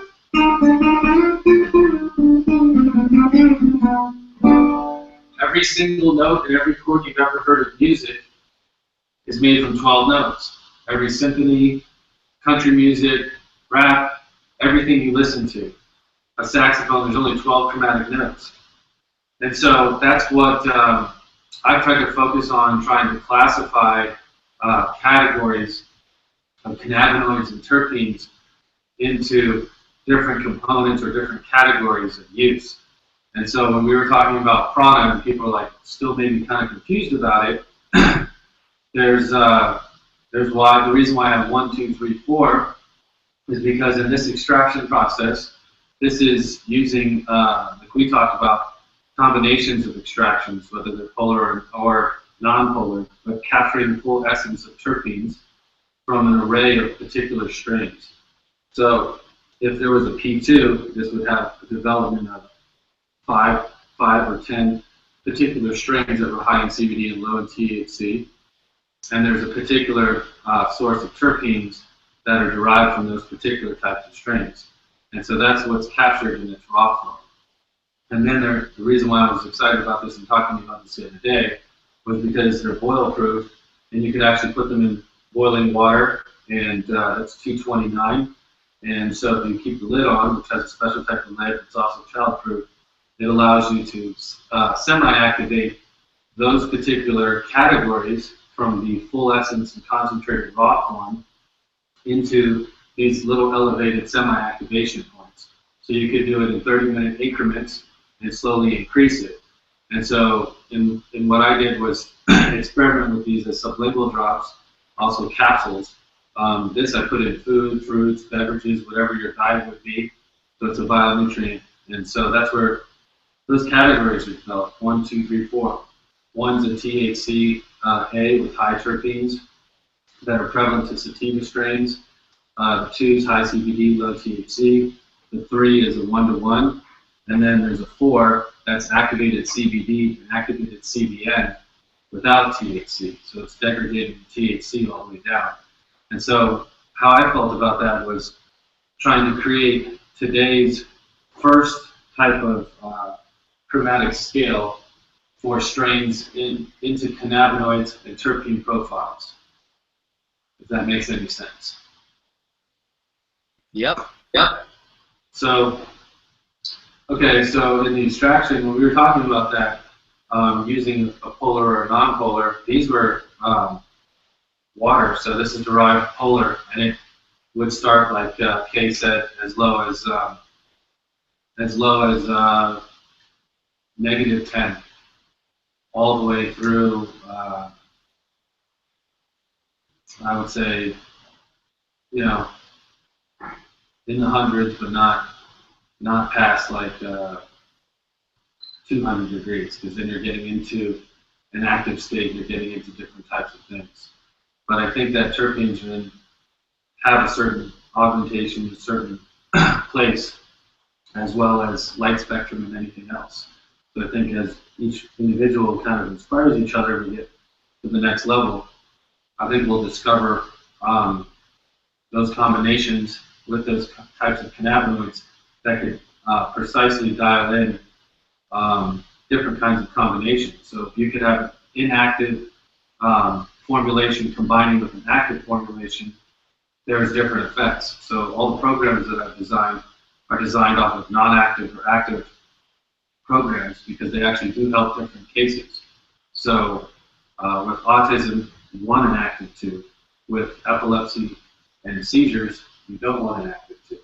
So there's conditions that we've discovered that have efficiencies that are higher on the scale based on those particular observational points. And so what I'd see in the future is finding out a test so that we can find out someone's endocannabinoid deficiency rating. Then we can find out where those pins and needles that I was talking about, if some of us heard that, where you have 100 needles on a block and 100 holes on this block, and when they match, your endocannabinoid system is working, like our signaling system, traffic signaling system outside. And so if an individual has an 80% deficiency, being able to have that map and being able to look at that deficiency allows them to dial this in, thus kind of like creating different types of music. So that's what I was talking about earlier, I was trying to relate it to that. Because in music, one note can be modulated, bended, touched in such a way that it has a different emotional impact. And that same impact is what I see being discovered yet with this system.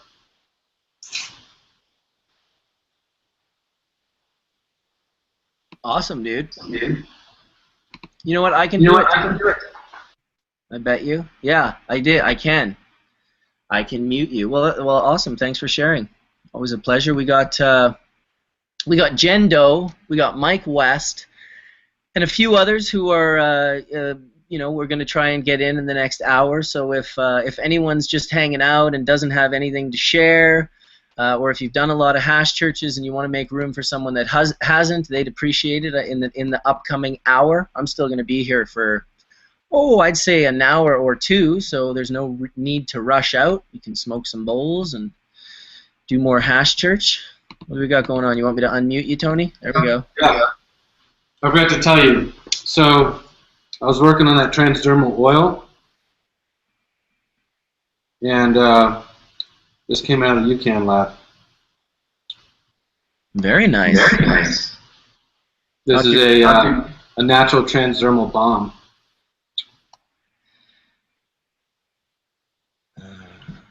Dr. So, David just wrote two types of cannabis. When you stimulate Tony on mute real quick again.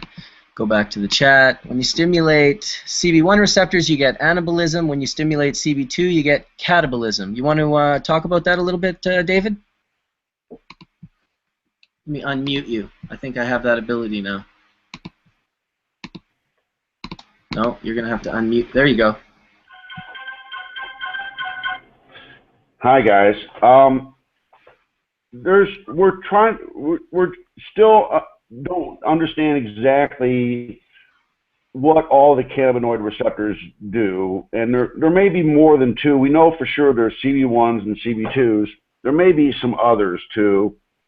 And Dr. Bob Mellamede thinks that when you stimulate CB1 receptors, that you get you change your fatty metabolism to where you build up, and when you stimulate your CB2 receptors, you stimulate your fatty metabolism to tear down.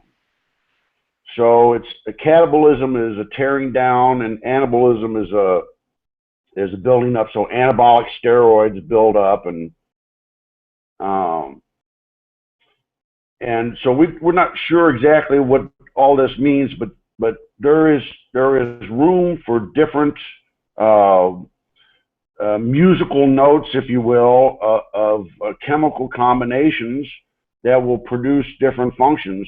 And truly, the body's our endocannabinoid system is a complex system of enzymes that produce the cannabinoids. They transport the cannabinoids to different areas. There's a different set of enzymes that transport, and then there's a different set of enzymes that degrade the cannabinoids. And if any of these enzyme systems have a flaw in them, then it will produce a different disease state depending on where the flaw in the enzyme system is. So in the future, some of our diseases that we currently call irritable bowel syndrome will have a name of this enzyme deficiency in the endocannabinoid signaling system. And so that's coming down the road. And another thing that's real important that I wanted to talk to people about is cannabis has always been hard to study because it's an oil. It's not water soluble. It's non-polar soluble, not water polar soluble. So you can't inject it into the vein, because if you inject oil into somebody's vein, it's going to kill them. So the future of medicine is to make a water-soluble cannabinoid. And so in the future, there will have water-soluble cannabinoids, and you can make cannabinoids water-soluble by making them like a THC ester. So when you make it, then there's a U.S. patent on how to make cannabinoids into esters, and that's crucial because the future of cannabis in medicine is this. When the ambulance picks you up, no matter what kind of disease you have, if you're having a baby, if you just had a gunshot wound, if you broke your spine, if you had a heart attack or a stroke, it doesn't matter what you have.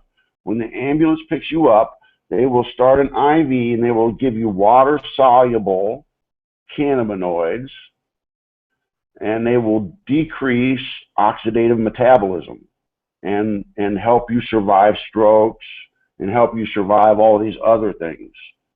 So anybody that's listening to this, what you should concentrate your efforts on is making water-soluble cannabinoids.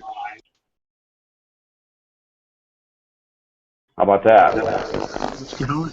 Well, I got a question for you, Dr. Allen. I remember when I was researching THC acetate, I wasn't looking for whether that qualified as water soluble back in those days. I was mainly looking it up when I was looking for something that was equivalent to something you could spray on someone's tongue and have immediate effects, but in a sublingual style. So would a THC acetate format qualify?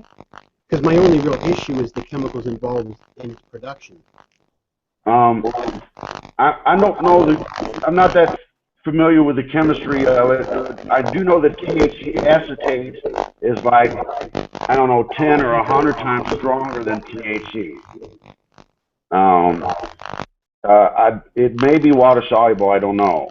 But the future of heart surgery is, the reason I know about this is because in heart surgery, when you stop the heart, what you do is you put a cross clamp on you put the patient on bypass, and then you put a cross clamp on the aorta, and you suck out all the blood, and then you give potassium into the heart, and you put topical ice on the heart, and that cools it down, and then you do your operation. And then after the operation's over, that's when the danger comes. What you do is you open up the cross clamp, and the warm blood from the body rushes back into the heart.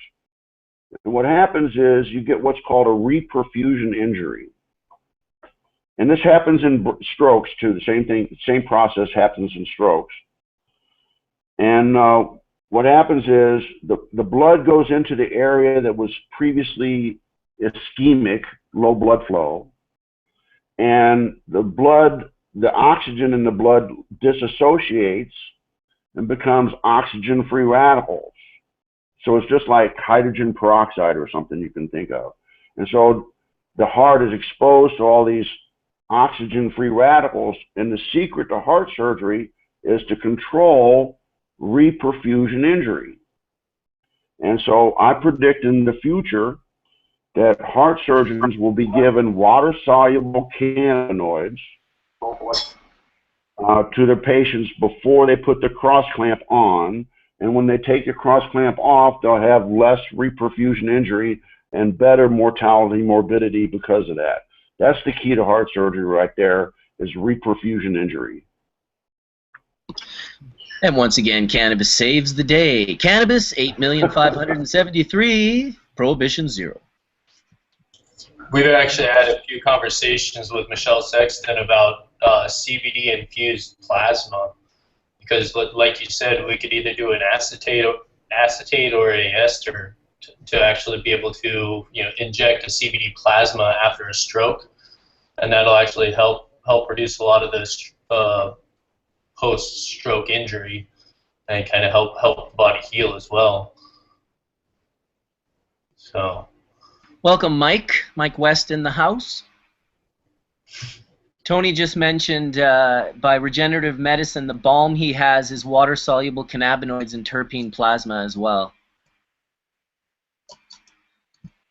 And then there we go. Good hash church today. We'll say hi to your friend too, Mike. He's on camera. What's up, Mike's friend? So this is James Irby, MJ Canastor. So I was actually going to say, we've been working with a couple different types of balms, because there was one of the things that the state of Washington is going to be looking at is actually requiring medication, so that different types of balms, whether they're going to have to be liquid in nature or more of a solid in nature. We've been working with some homeopaths as well to create essentially a muscle balm. And that's this one. It's going to be kind of more of your consistency, right, Tony? Oh, he's not in right now. He's in, I think. He's just, I'd have to, I give you the thumbs up. So that's going to be something that has transdermal applications. I think if he's doing the water-based ones, that's going to be the closest. And then it's just a simple infusion with a transdermal oil. We've also been working with different, pairing different oils. So something like cinnamon would be better for muscle relaxation, whereas or lavender, pairing lavender or mint. And those will actually, you can actually pair the different strains, the different terpenes in those strains, as well as the different carrier oils to synergistically create products that can be designed for specific application, whether it's specifically for skin cancer or muscle regeneration or relaxation. I had a friend in Manitoba watching. He's helping someone right now with skin cancer. I can't remember the name. It's some terrible long name that's just terrible. But he wanted to know a little bit about it. If anyone wants to touch upon, the different applications for skin cancer, he had. I can open him up real quick in my Facebook. He had asked me a specific question. There he is. Yeah, he wants to talk about skin cancer, and then I know Dr. David Allen knows a lot about the diabetes. He also had a question about diabetes as well. In regards to potentially, I guess, what the best way would be to go about, like, okay, if he's going to use a balm, what would be the best type of balm? How do you control the, the concentration of it? Are people making those balms strong enough right now for skin cancer?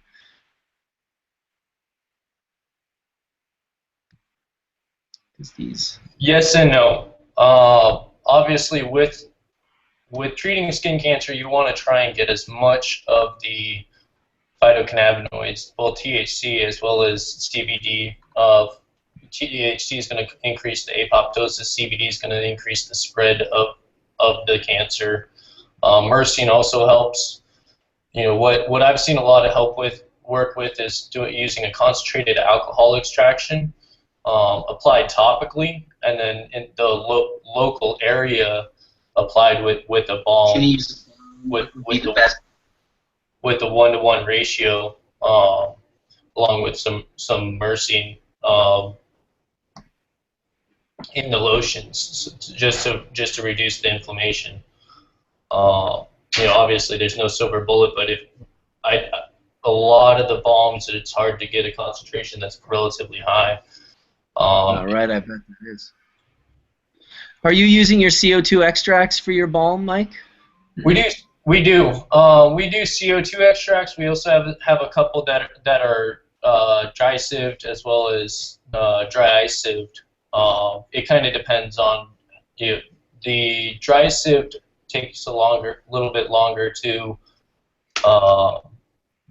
feel the effects, but actually has a little bit longer duration. We've gotten a little bit faster efficacy shown when we're using the CO2 extract, but the duration is dependent on our carrier oils. And have you met Kay before from Trichome Technologies or heard about him? He's in the room right now. I think you guys would have an interesting conversation. You want to? Yeah, we briefly had a few talks. So yeah, it's very interesting. I mean, we're lucky because it's that's one of the things that in all reality, I think that the biggest benefit from cannabis will come from the full plant extractions.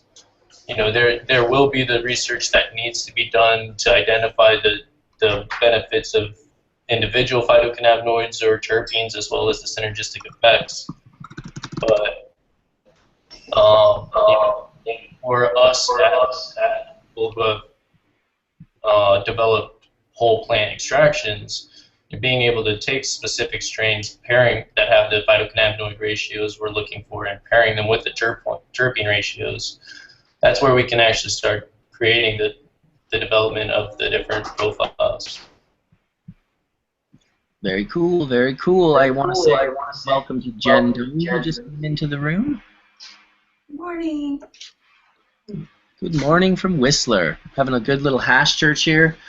I invited Jen in today actually because she always seems to start the most insane Facebook posts that just like 8,000 people comment on, and it's just like, And I'm always most impressed because, Jen, it's not of you with like a selfie in your underwear. It's not the standard how the girl gets a ton of comments on her page. It's just you showing a beautiful melt shot on a pipe and talking about the crystallization process, which I guess I wanted to talk a little bit about it with you guys. We got some kind of experts, semi-experts, lots of hash makers in the room, but we know that when we make water hash improperly, when we don't break it up properly and get that surface area exposed to a desiccant or at least a very dry, non-humid air, that we end up with a moist wax membrane in the trichome head that holds that moisture. We know that it exists because I've photographed it enough to see when it's bulbous and brand new and live, as opposed to when it's 3 months cured and looks more like a raisin with ridges,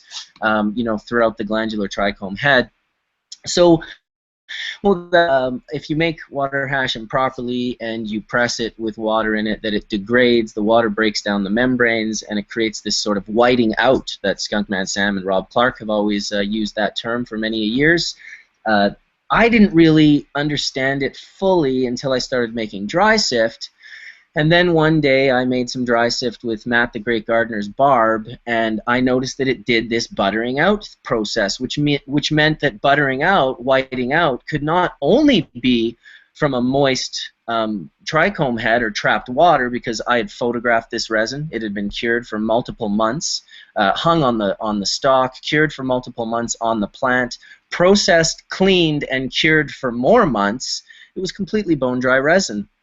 But in some way it rehydrated itself. I don't know if it acted as a desiccant and pulled moisture out of the air. I don't know if terpenes leaked out the bottom cuticle and wrapped itself around the gland head and broke the gland head down, or maybe the glands were ruptured at one point in time. I sort of wanted to start that conversation out, throw that out to everyone. What do you guys think about this crystallization? We know that it exists when you do it improperly, why is it happening when you do it improperly? Well, if I could, Mark, I'd like to address two things. One for the doctor and also for the gentleman making the balms and things. I like to disseminate information, and one thing I found those mono and sesquiterpenes terpenes are very water soluble. It's kind of an incredible thing. I seen on your post you had 3 bottles of fractions. 2 of them are more of a alcohol water composition, and one is more of a greasy, oilier composition. And to first sight, you wouldn't think those things would absorb into water, but they jump into water. It's really incredible. So I agree with what the doctor says. Someday, you know, a saline solution with those terpenes will be brought into your system, and I can only hypothesize what they'll do for plaque situations, be it in the internal arteries or for something like Alzheimer's or something like that. I believe that those things are going to really do incredible things as far as that goes. Now, to the gentleman making the balms, it's incredible that it's an absorbent. I mean, when you mix those pure terpenes with cannabinoids, I mean, you really don't need like DMSO or any of those other carriers. I mean, those terpenes absorb right into your skin and will stay with you for quite a while. They're really complex and really incredible. As far as the resin head, I mean, I still want to know why the water-soluble terpenes leak through the membrane of the resin gland. I mean, there's so many things that fascinate me about this industry that I'll never know. So, you know, why are we losing terpenes to water from water hash? I mean, you wouldn't think that they had passed that barrier. Why do some pass and some don't? You know, so I mean, there's a lot of research to be done. Absolutely. I sometimes think it has to do with where the head is broken. And when you look up, I've photographed it enough times, it's different there. The membrane is different, and I wouldn't even be surprised if that's where the smells are escaping as well. Because I'm not sure those smells are escaping out of that wax membrane. Well, if you think about like when people blow glass, okay, you got this tube, and then you blow a ball, where you break it off, you've got that area that's compromised that they have to go through and fix. So it seems like it makes sense that you have that separation there. And that's where it's coming from.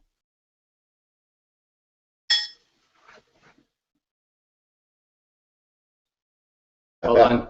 Go ahead. I completely agree with that. That's what I've hypothesized for many, many years. But again, it's just a hypothesize, but it is the logical answer. But it is interesting to me that again, that you do have water-soluble terpenes that just leap out of that water that are so responsible for flavor, smell, everything else. So, you know, that's why the difference between dry sieve and water hash. But as that conversation came up with Mark, it's like, got to figure out how to get those terpenes back out of that water and put them back into the product. That's essential to the solventless extraction movement. I mean, I would love to see the industry get away from solvent extracts. I mean, for environmental reasons, for health reasons, everything else. I mean, that's what the thing that I always admired about the Butter King. I mean, he used organic ethanol alcohol, and what a small carbon footprint that is, but made a fantastic product. So, you know, I mean, now we see a shift from butane to propane, you know, so I'm hoping that we're self-policing ourselves and we're moving this industry forward, so someday that we're going to be, you know, perfecting techniques that are like hyperbaric chambers, where you'll have pressure differentials, you have many different techniques under vacuum, so you don't have oxidation or decomposition or any of that kind of stuff, where you're able to separate your cannabinoids and terpenoids right there in that primary process. But you know, that's going to take everybody sharing their information. You know, I mean, information dissemination is where how we're going to get where we want to go. You know, to withhold information and technology for profit, I just don't see that's going to slow down our process. At the end of the process, we'll end up so much further ahead, and everybody will benefit, not just a single few, you know? Beautifully put, Kay. Anyone else have anything they want to mention on that particular topic? I guess we lost, oh, Tony's got something he wants to say. Let's unmute the T-Man. Can you hear me? Can you hear me? I can hear you, buddy. Well, hopefully, Kay, I have mad respect for you. I hope you know, and I want to say publicly congratulations on your patents on your terpene extraction, and I read over them and everything. And I surely hope that you don't think I'm holding out for the proper reasons. When you first came on, the sentence that you said about holding on to certain things right now to kind of protect the wrong hands from getting them is really, really the aspect, and also completing enough research on certain things. Like the doctor said earlier about, I don't know what the negative side effects of smoking pure concentrated terpene drops are, or vaporizing them. We smoke them in flowers. We smoke little concentrates of them in hash and different things, but we don't know that stuff. So sometimes that's also what in my mind, what I'm trying to do is finish this whole extraction process and system in its completion and not in its early stages. And then obviously that information will eventually be public, but it's not for the reasons of that. So I hope the audience and people understand that, because sometimes every time we do something, we try to progress.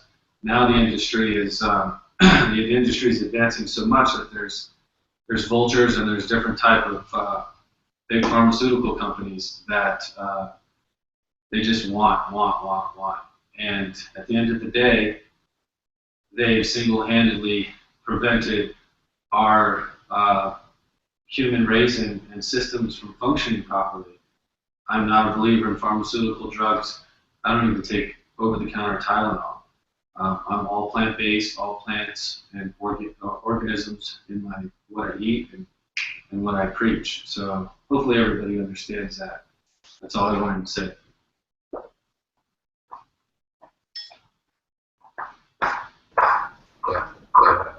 So Tony, thank you very much for your kind words. First and foremost, I have to say that if you and I don't control this industry, some nefarious character is going to. So I read, you know, some character jumped in and said something to the effect of patents are stupid, fuck patents. And I seen your response, and your response was very, very eloquent. I mean, you know, much respect to all the work you're doing, and you know, many people know of your work, and I respect your work and everything else. If we don't control our industry, somebody else is going to. So as far as patenting technologies and stuff like that, I mean, we have to protect our industry. If we don't, pharmaceutical companies are going to. I mean, you can already see where you and I can go into our lab, we can create a very, very, very healthy tincture for $10, $12, but somebody else wants to throw patents on it, and they want to shove it down I believe Sativex is going for 72 pounds in England. And it's like, this is a gouge. And the only way that we're going to keep that from happening, the only way that we're going to control our industry, me and you own patents. We can give them to our people. They're going to control them. So, I mean, if it's not for people like you and I and other people that think like us, we can protect our industry. And if we don't, nobody else is going to.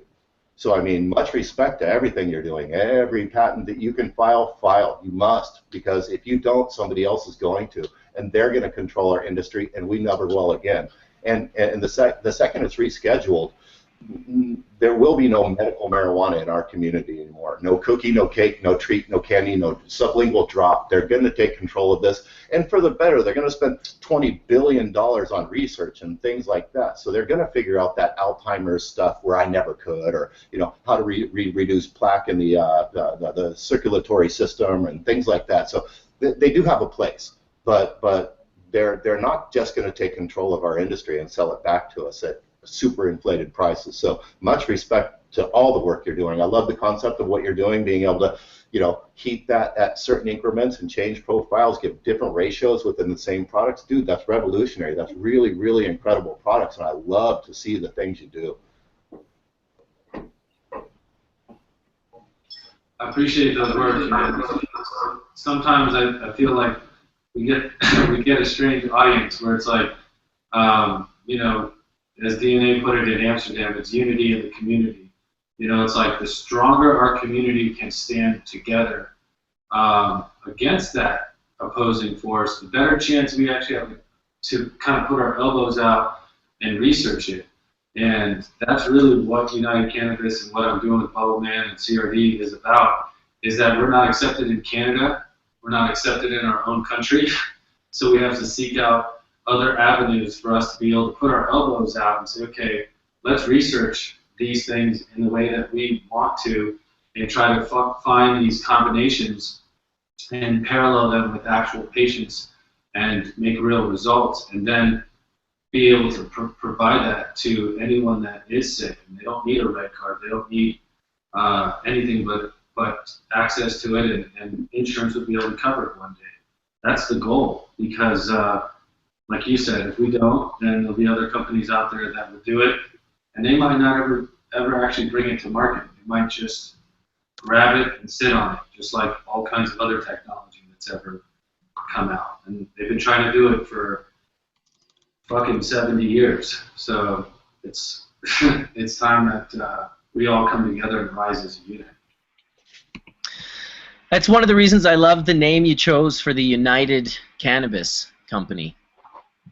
It's nice to unite. Unity in the community. Every time I heard Don or Aaron or Tony or quite a few other people that I heard say that, it just put a smile on my face. And in particular, it seemed like this year at the Cup, I don't know why, but it was really like, it felt like True and Ramon had been like hammered down. Like they were like, boom, and then boom, boom, boom, and then, oh, 2 more for you. And everyone was just like, oh, this is just, I just really want to see things work out for those guys. They're fucking such good guys. They're trying so hard. They got great. And then it happened, It just blew up for them that they ended up up on every stage, everywhere I was, actually. It was just like, oh, there's those guys up again. I remember calling out Ramon's name at the Legends of Hash. Number 17, Jerison. From 7 females. We've got the container, the same container, number 17. Yeah, number 17. That stays close. Right. You got to get a T-shirt just with a number 17 on it. People will be like, "What's up with that?" And I'll be just like, "Man, if you don't know, you don't know." I can't explain it. Yeah, I was really happy for you guys when I saw you up on stage. I was like, "Hey, I met those guys. They're rad." I was really rooting for you. So. Yeah, congratulations. I haven't seen you. It's awesome.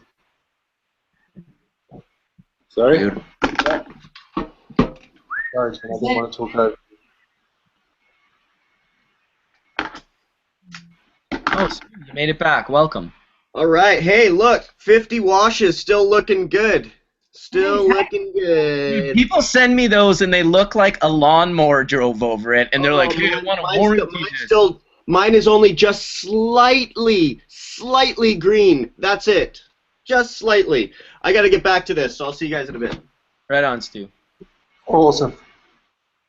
It's always good when someone's making hash. Can I talk about hemp seed oil? Well, yeah, we'd love to hear about hemp seed oil.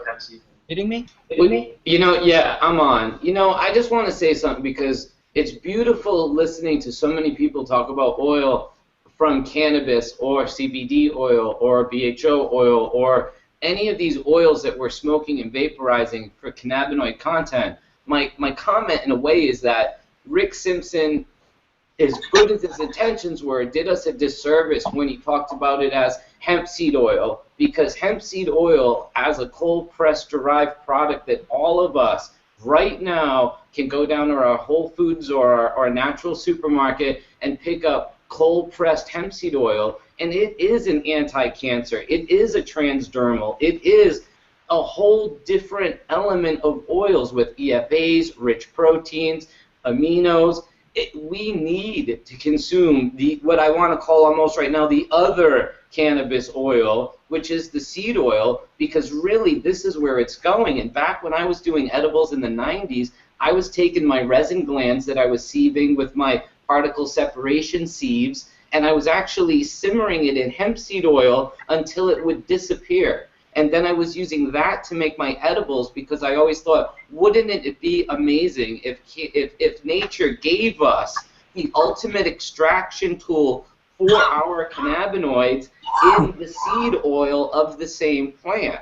And right now, a lot of people are losing the fact that hemp seed oil is anti-cancerous when you look at the preventive medicine that perfect nutrition can provide to our bodies, because that's how our immune systems actually operate. But so many of us are operating in a malnourished state because our food is pasteurized, homogenized, heated, otherwise created to be stored. And when they do that, we're understanding this now with, say, terpenes and flavonoids, that they disappear. Well, with hemp seed oil, with food, our essential fatty acids disappear. And all of us are getting degenerative diseases, we're getting problems with our thinking, we're getting dementia, we're on antidepressants as a whole in society, when we really have a lack of essential fatty acids in our diet just due to the way our food's processed. So everybody watching this could benefit from the other oil in cannabis, which is totally legal. You can't smoke it, but it's an edible.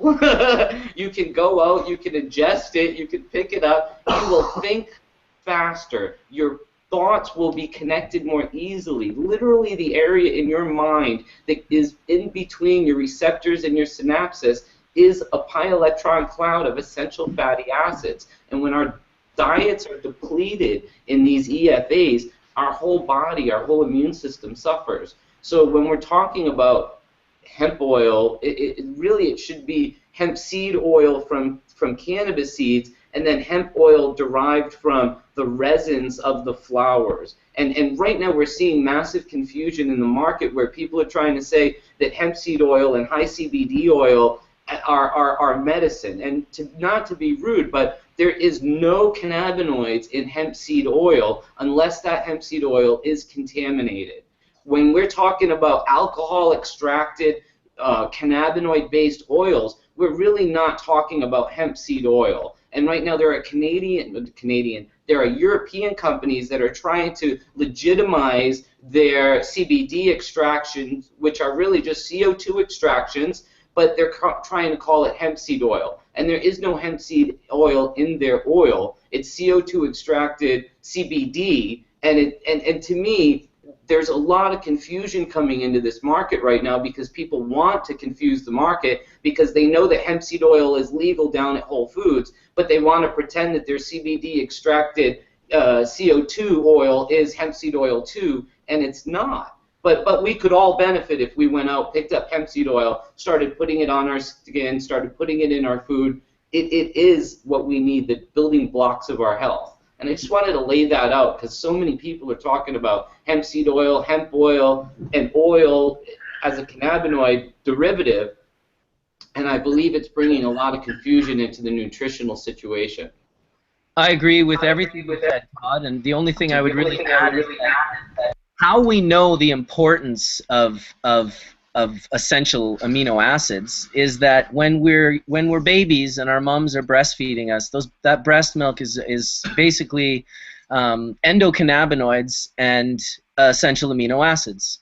And we know that essential amino acids are the building blocks of endocannabinoids. That's what we do with them inside our bodies. We produce endocannabinoids with essential amino acids to help our endocannabinoid signaling system to regulate all these biological functions. So I don't think it's a coincidence that cannabis, this incredible plant that produces phytocannabinoids for us, also produces the highest percentage in the perfect ratio for humans of essential amino acids, all 8 that humans require, including the 3 for children. Boom! Thank you. Hey, everybody, go read Dr. Udo Erasmus's great book. He's a Canadian doctor. It's called Fats That Heal, Fats That Kill. And it's actually got an entire chapter on hemp seed oil and the nutritional benefits of EFAs and balanced aminos and essentially digestible proteins, which is what hemp has. And, of course, go read Jack Herer's book, The Emperor Wears No Clothes, because it has a whole chapter on hemp seed nutrition, too.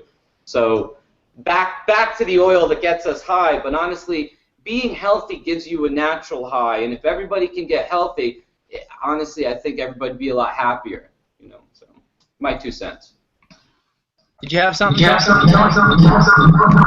Yeah, actually, I agree 100% with everything he said, and I think it needs to be out there a lot more because it's confusing the shit out of everyone. But I also think that the idea of the Whole Foods thing, like what he was talking about, I started picking this up. It was pretty funny. I walked in one day and I walked by and it caught my eye. Hemp tofu, right? So this is a hemp tofu.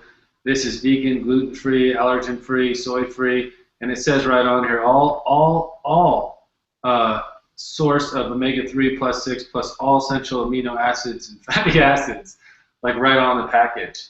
Non-GMO product, and it has 30 grams of protein in what looks like a chicken breast. It even comes all organically ready for you to go eat raw or just mix it in. But I think I got this at Whole Foods. Oh, nice. For like $5. It's like.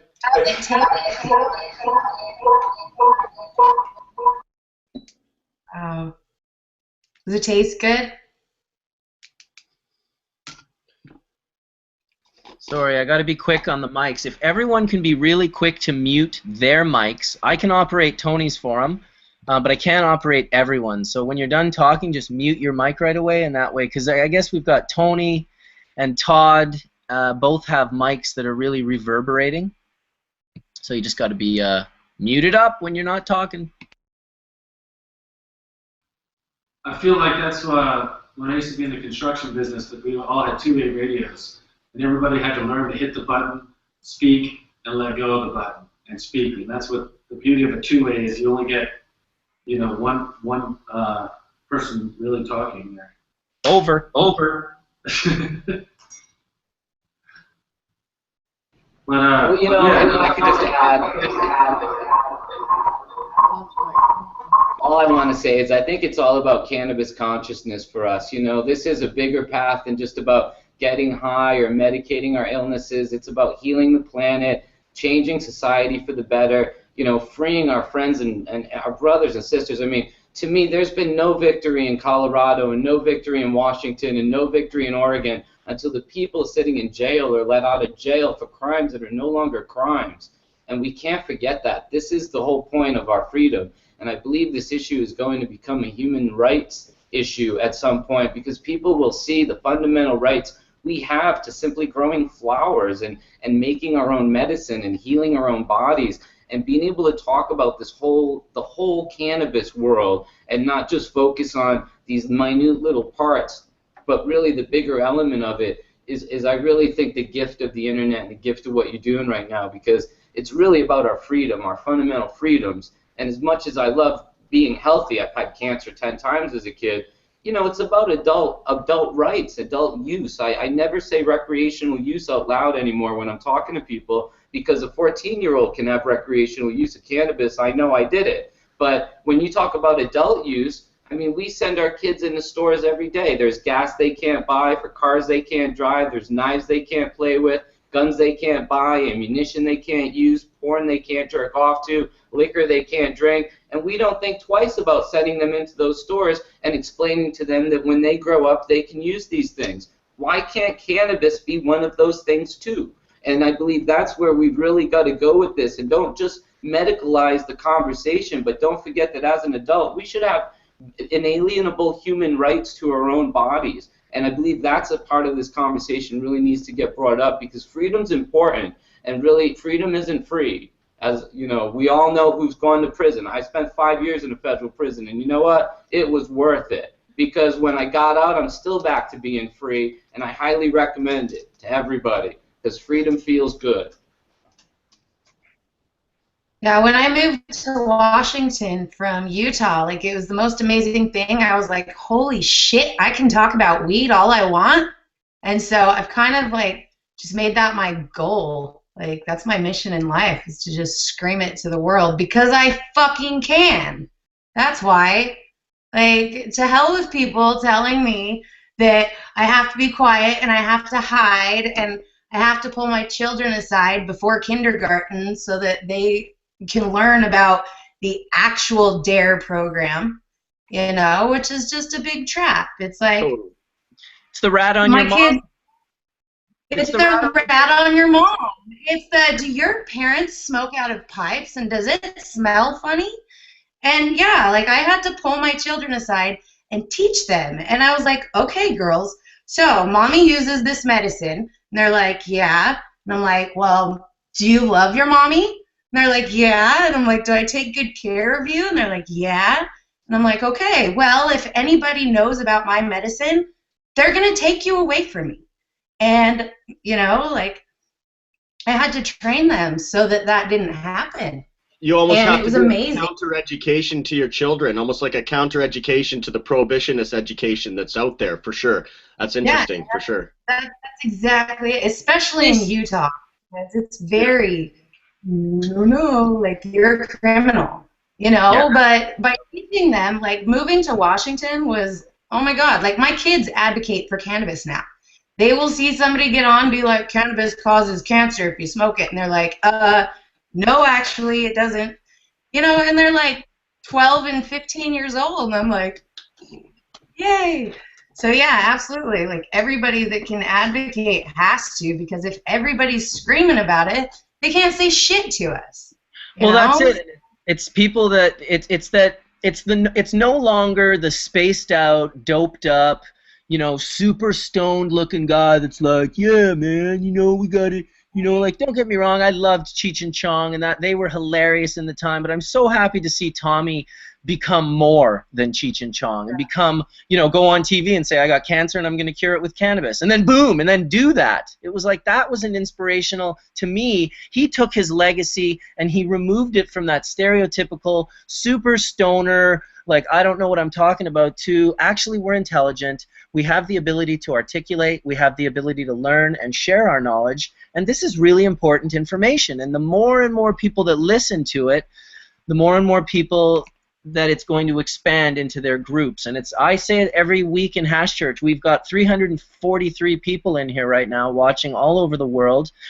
And make sure that you have these conversations with your parents and with your friends and your co-workers, because everyone knows someone that's sick. And I'll tell you, the first thing when I tell someone that's kind of really outside of the cannabis industry, but I tell them the amazing sort of, the importance of phytocannabinoids to the endocannabinoid signaling system, right away they're like, oh, you know, my buddy's got stage 3 cancer. It's like, well, now don't you feel better that you have some incredible information that you're going to be able to share with your buddy that could actually potentially save his life as well as increase the quality of his life. So It's hard to say how great it is. Well, and let me just add, everybody, you know, I was looked down on, obviously. They're like, you use cannabis? No, no, no. Like, your kids are going to be retarded. You're going to have nothing but problems. My children get 4.0s in school. Like, they've never touched a drug in their life. They've never even looked at one sideways because they're like, no, like, that's medicine, and we have goals in life. So they're nailing 4.0s. Like, cannabis doesn't seem that bad, does it? Definitely. Like, I did something right. You call me a drug dealer and a drug user and a drug addict, and yet, where are your kids at, sweetheart? Like, take your antidepressants and kiss my ass.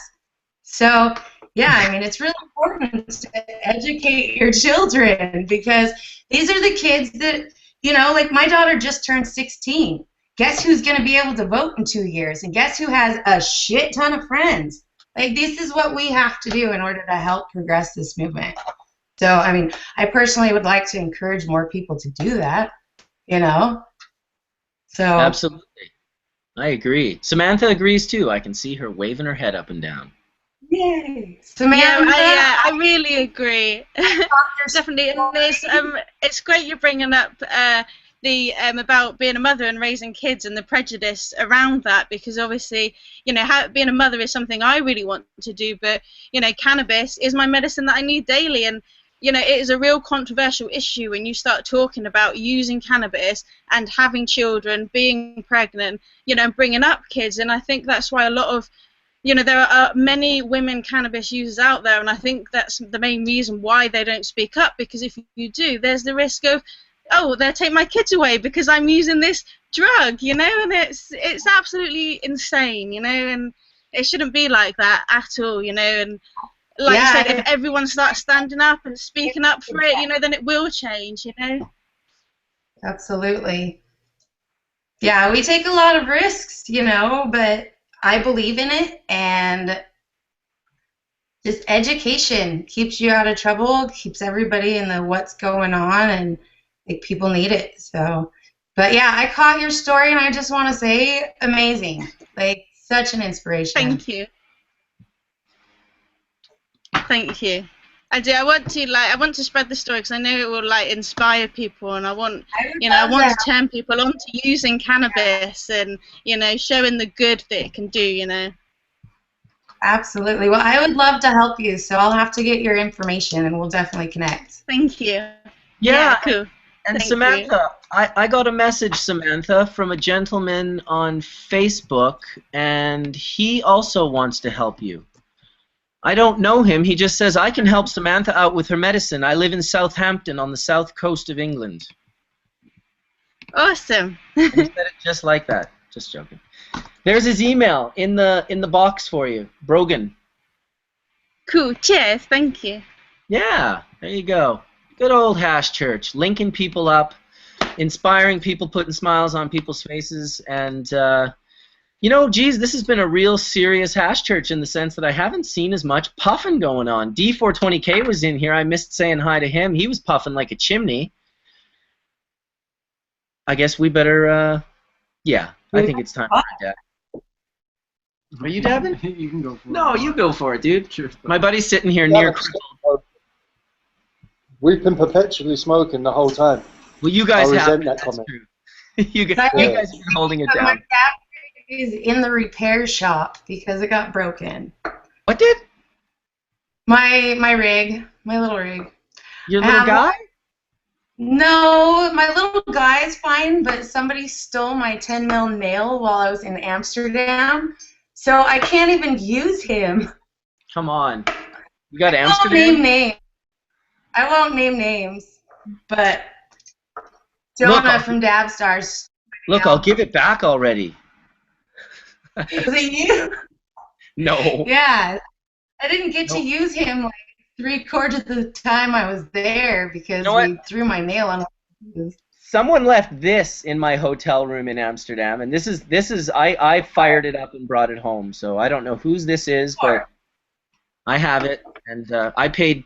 What did we pay for this, Tony? About 800,000 dabs? Is that how many dabs we went through this year in Amsterdam? You're live. Oh, you know, I just want to first talk about Ramon and the crew out there, since I didn't get a chance to earlier, and say that I really had a good time hanging out with you guys. Much respect. I do apologize for the many, many times that I only hung out with you for about 15 minutes and then had to pass out.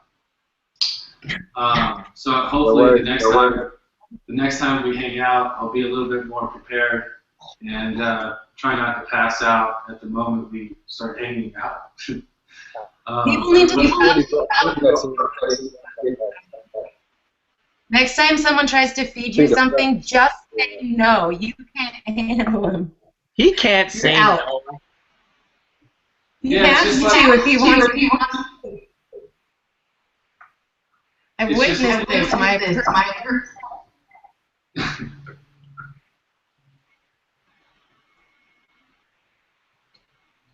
this. Yeah, it's just I don't handle it. But I don't know. Can you still hear me? Yeah, I can hear you. Yes, nobody can talk. His mic is live. We all go through his mic. So when he's talking, you just have to wait until he's done, and then mute yourself. I'll figure out why that's the issue next time. But yeah, no, I had a really good time hanging out with you guys, and you know, it wasn't like we were hitting like the hash that we had. It wasn't like it was soft by any means. It was like your first place winner here, your Legends of Hash. I mean, it was like Bubbleman had some dry sift that like sat out open the whole time, like little rock BBs, some like that skunk haze or whatever it was. Remember that? Sweet skunk. Sweet skunk. We had Terp, Sweet Skunk, Terp Melt, Dry Sift Ramones. It's like, you know, all at the same time. That's serious shit. Serious shit. Yeah. Incredible. Yeah, for us it's a real treat because, like I say, we're kind of living like savages out here in Europe. We don't really get to compare with a lot of people with a lot of the things we're doing.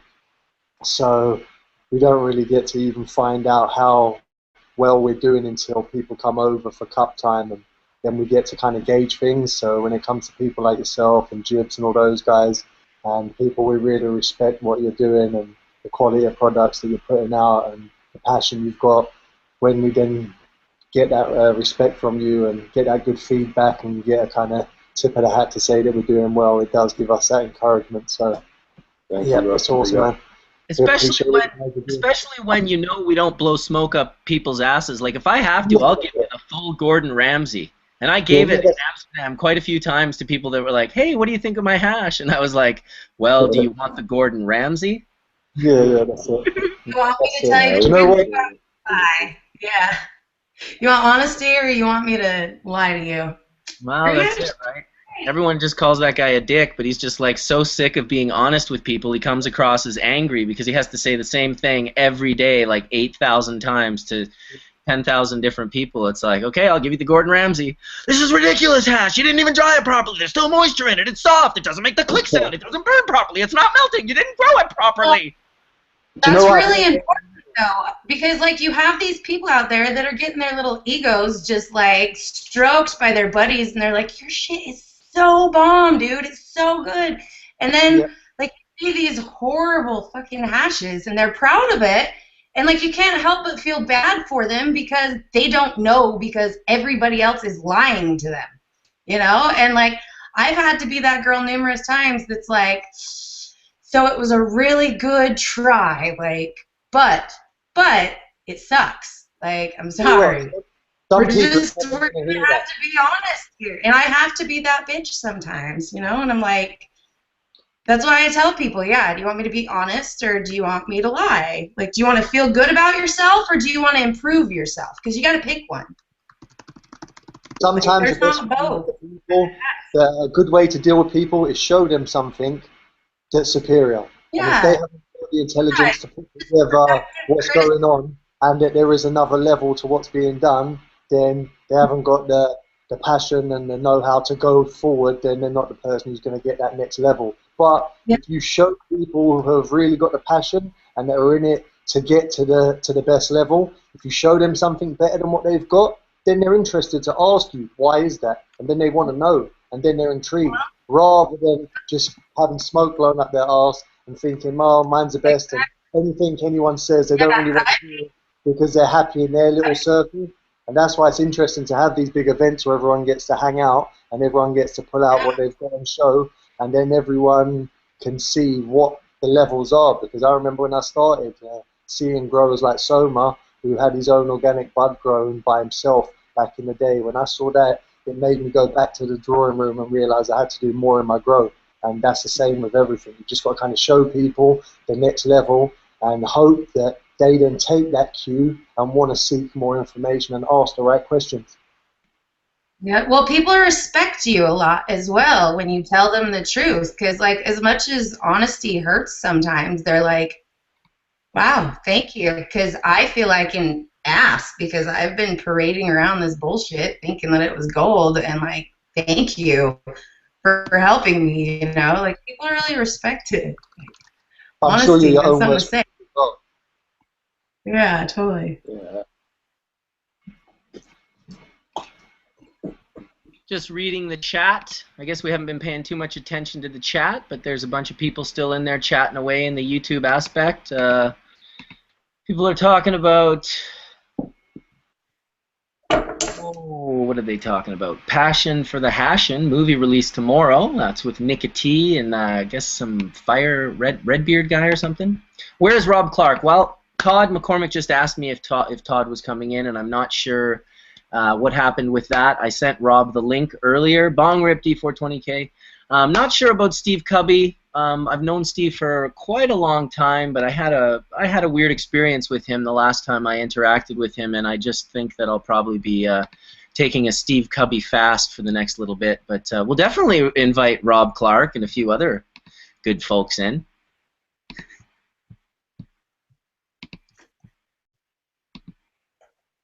What is Jen's YouTube? Do you have a YouTube, Jen? No, but I will be setting one up soon. I think it's a good idea for people that come in here regularly that you have yourself a YouTube channel. The traction you'll get here will be much bigger than any traction you'll see on Instagram or Facebook or Twitter or any of those social media sites, even really combined. And I told that to Samantha earlier. She had an inspirational story. Johnny B I turned on. He's got himself a channel. D420K's got a channel. I've told Horatio to get one. All of you guys that are doing these things. It's yeah, a good... but my list of things to do is about this long right now. And so it's kind of like right about here. So I'll get that. But I have an Instagram. I guess what I'm saying is the amount of time that you spend on Facebook posting, you'll touch a fractional amount of people with your information than if you just get a YouTube channel and build your traction from this platform, the platform of Hash Church. People are going to want to talk to you guys. Like they're going to, different things that you say are going to inspire them, and they're going to want to get in touch with you. And I just think, why not have yourself, if you can, that sort of, that channel where they can reach you. YouTube is much bigger than a lot of people think. I worked for a YouTube monetization company for a few years, and when I found out that YouTube pulls in $14 billion a month, $14 billion a month they pull in on this channel, YouTube, every month for ad revenue. So it's a pretty incredible thing. There's a lot of people that watch YouTube now almost the way they watch television, and it's different from Facebook and Twitter and Instagram. I really see YouTube as being a key feature. When you even hear Todd saying it's great what you're doing, it's great to have all this happening, it's really happening here on YouTube. This is where it's happening. So you want to know the truth? I'm just a little bit shy. Like, I'm kind of using Hash Church to, like, calm my nerves a bit. But, yeah, I'm a little shy. I don't really like, I don't know if you noticed or not, you know, in Amsterdam, I don't really like being on video. I don't know what it is. It's something I'm getting past. But I'll get a YouTube soon enough.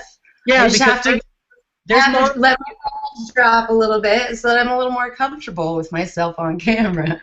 There's moms in Utah that need to hear what you have to say, because the situation you were going through, there's tons of people still going through it, and they don't have the strength to figure out a way out of it on their own. But if they were to say, you know, come across the Jen Doe Hendricks YouTube channel, all of a sudden they're like, whoa, have you seen this chick? She's super, like, on the ball, like, intelligent and healthy and has healthy, smart daughters and has a successful life and is doing well, and it's like she smokes weed.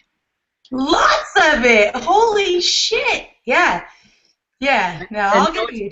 It's the same thing with Samantha's story, and it's the same thing with Todd McCormick's story, and it's the same thing with Tony's story, John Burfello's story. Everyone has these incredible stories. If you don't tell them, if you don't share them, then it's hard for people to be inspired by them. Yeah. All right, I'm on it. You're on it. Hey, Mark. Yes.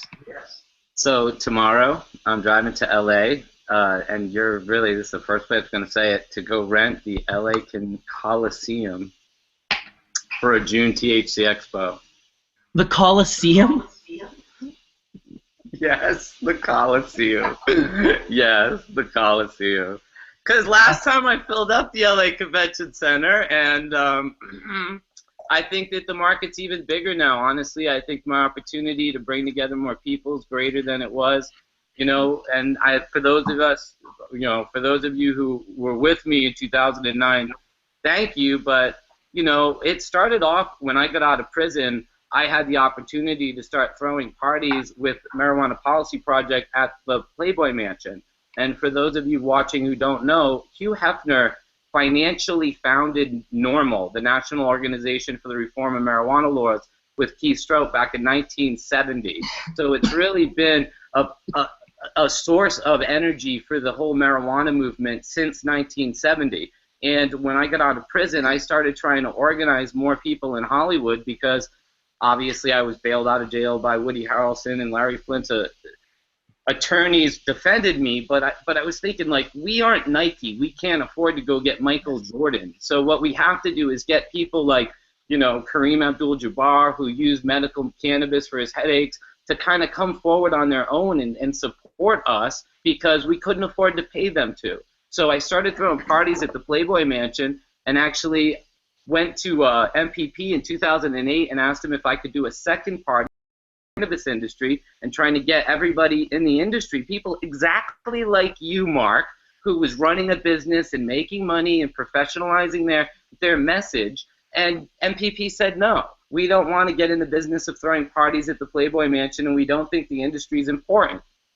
So I went, okay, thanks. And I went and rented the LA Convention Center, and instead of having 1,000 people in Hefner's backyard, the fire marshals told me I had between 40 and 50,000 people in 98,000 square feet, and I was almost closed multiple times, but they said it as a compliment because they were so blown away that the cannabis industry was able to pull so many people down to the LA Convention Center for an industry that they thought didn't even exist.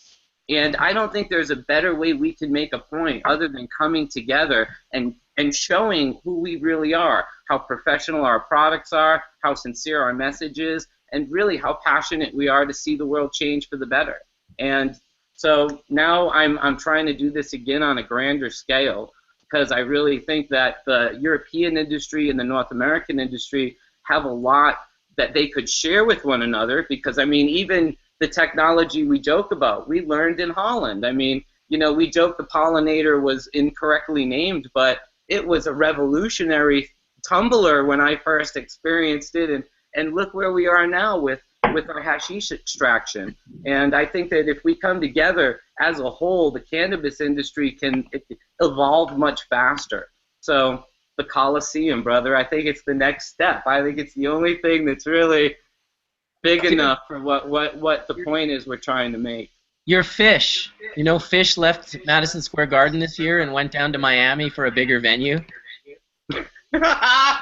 And then, well, wait till you hear who's gonna play, and I gotta chill on that. But a huge artist, I met him last year with the guys from Greenhouse, and he is coming out with a pro-cannabis song this year called Smokescreen, and I think you're gonna see a lot more people coming out that are really not the people you would expect were stoners the whole time, but you know, people like Hugh Hefner, stoner. He's been eating cookies since the Beatniks turned him on to marijuana in the 50s, and that was his stealth move was eating cookies right under the noses of the guys there selling him or buying advertisements for their alcohol. You know, I think it's hilarious. You know, so many stealth stoners, and my message is that we're not the counterculture. If you like the Beatles, if you like the Stones, if you like Led Zeppelin or freaking Oliver Stone movies or Steven Spielberg. These are fucking stoners. And the truth of the matter is, if you took marijuana out of the culture would suck. You know? And if anybody here has ever sung along to the song Got to Get You Into My Life by Paul McCartney, they were singing a marijuana love song.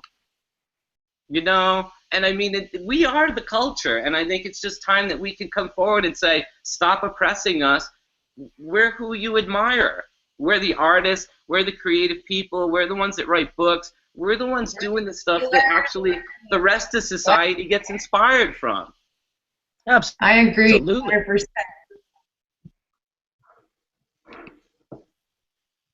What do you have to say about that D420K? Thank you for this opportunity, because I'm technically challenged. I don't really do computers or anything else. So instead of me having a YouTube channel, I'm just proud to be on yours, you know? Could never put that together. And you mentioned last night, hey, hit me back on Facebook. I got a Trichome Technologies Facebook page, but I don't run it. I only get people relay messages.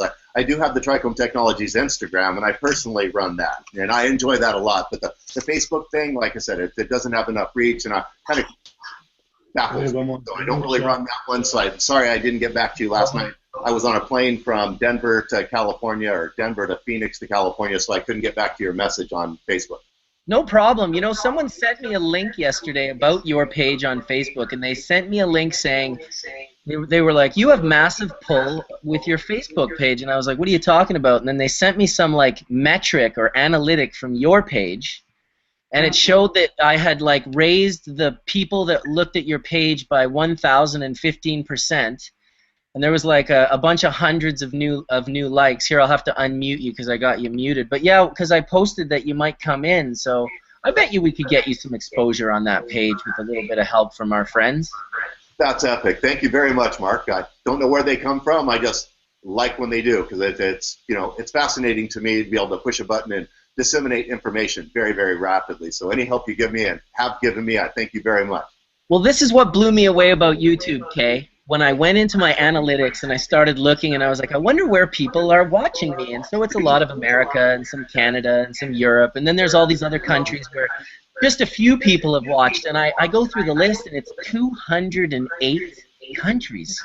Wow, that's incredible. That is really incredible. I mean, you see them pop up from them.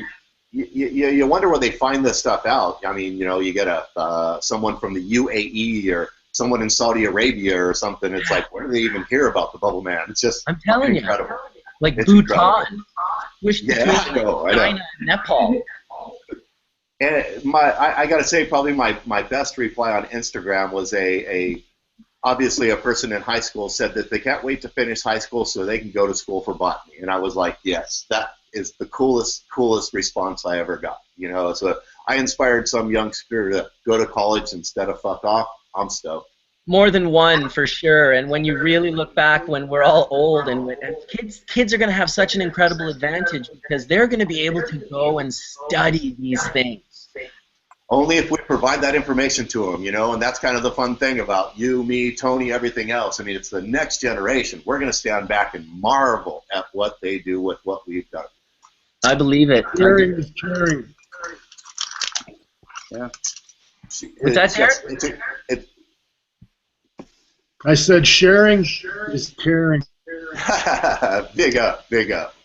But yeah, so, you know, yeah, so I agree about the social media. That's incredible that you've created something where people from all over the world can now get hyper-educated and talk to really good people like Todd, the doctor, you know, consumers like this young lady here. I mean, that's incredible. I mean, for her to be on your show and someone to chime in and say, hey, I got something for you, I'd like to help you out, that's a beautiful fucking thing. I mean, what a wonderful community it is. I mean, really, if it didn't go past just that, which we know it's going to, that was just the epicaudal and the cotyledon coming out of the seed. But still, that in itself is amazing. She's going to get help from 4 different people today. And it's incredible, like Todd said, that we've got notoriety individuals that are able to come out of the shadows now. It's not something to be ashamed of. I mean, you know, we've and people like Todd have set the framework for people. It's become socially acceptable at this point. You know, it's really a fascinating thing. Not It my is quite something, and you know, although Rob didn't make it today, we know that he's blowing smoke towards the Vatican as he does on every Sunday for the last 20 plus years. Oh, and I want to welcome my good friend Maurice, who just came in from Kingston, Jamaica. Wow, that's a beautiful community. What a wonderful community it is. Just, I mean, really, if we didn't go past just that, there you go, boom. That annoying voice. I just got you muted real quick till you mute your YouTube video, Maurice. Now, Maurice, I'll give you a quick background on Maurice. Maurice kept, I don't even know who introduced us, but he came to the, I guess it was at the Ganja conference that SRC put on. I might have even met him before that. But he seemed to know a lot of similar people, and he would bring well-known growers to meet me that are known in Jamaica as like really well-known growers. And to try and put it into perspective, you know, you can buy a pound of herb in Jamaica for $5 or $10, or from these guys you can pay $10 for a gram. So these guys actually grow the uber duber bomb in Jamaica, and he's introduced me to a few of them. And often when he would introduce me to them, we would already know each other, wouldn't we, Maurice? Just telling a little story about some of the people that you introduced to me and Tony this last trip to Kingston. Some great growers in Jamaica, not only outdoor growers, but indoor growers, if you can imagine. And very, very good indoor growers. So welcome from Kingston, Jamaica, Maurice.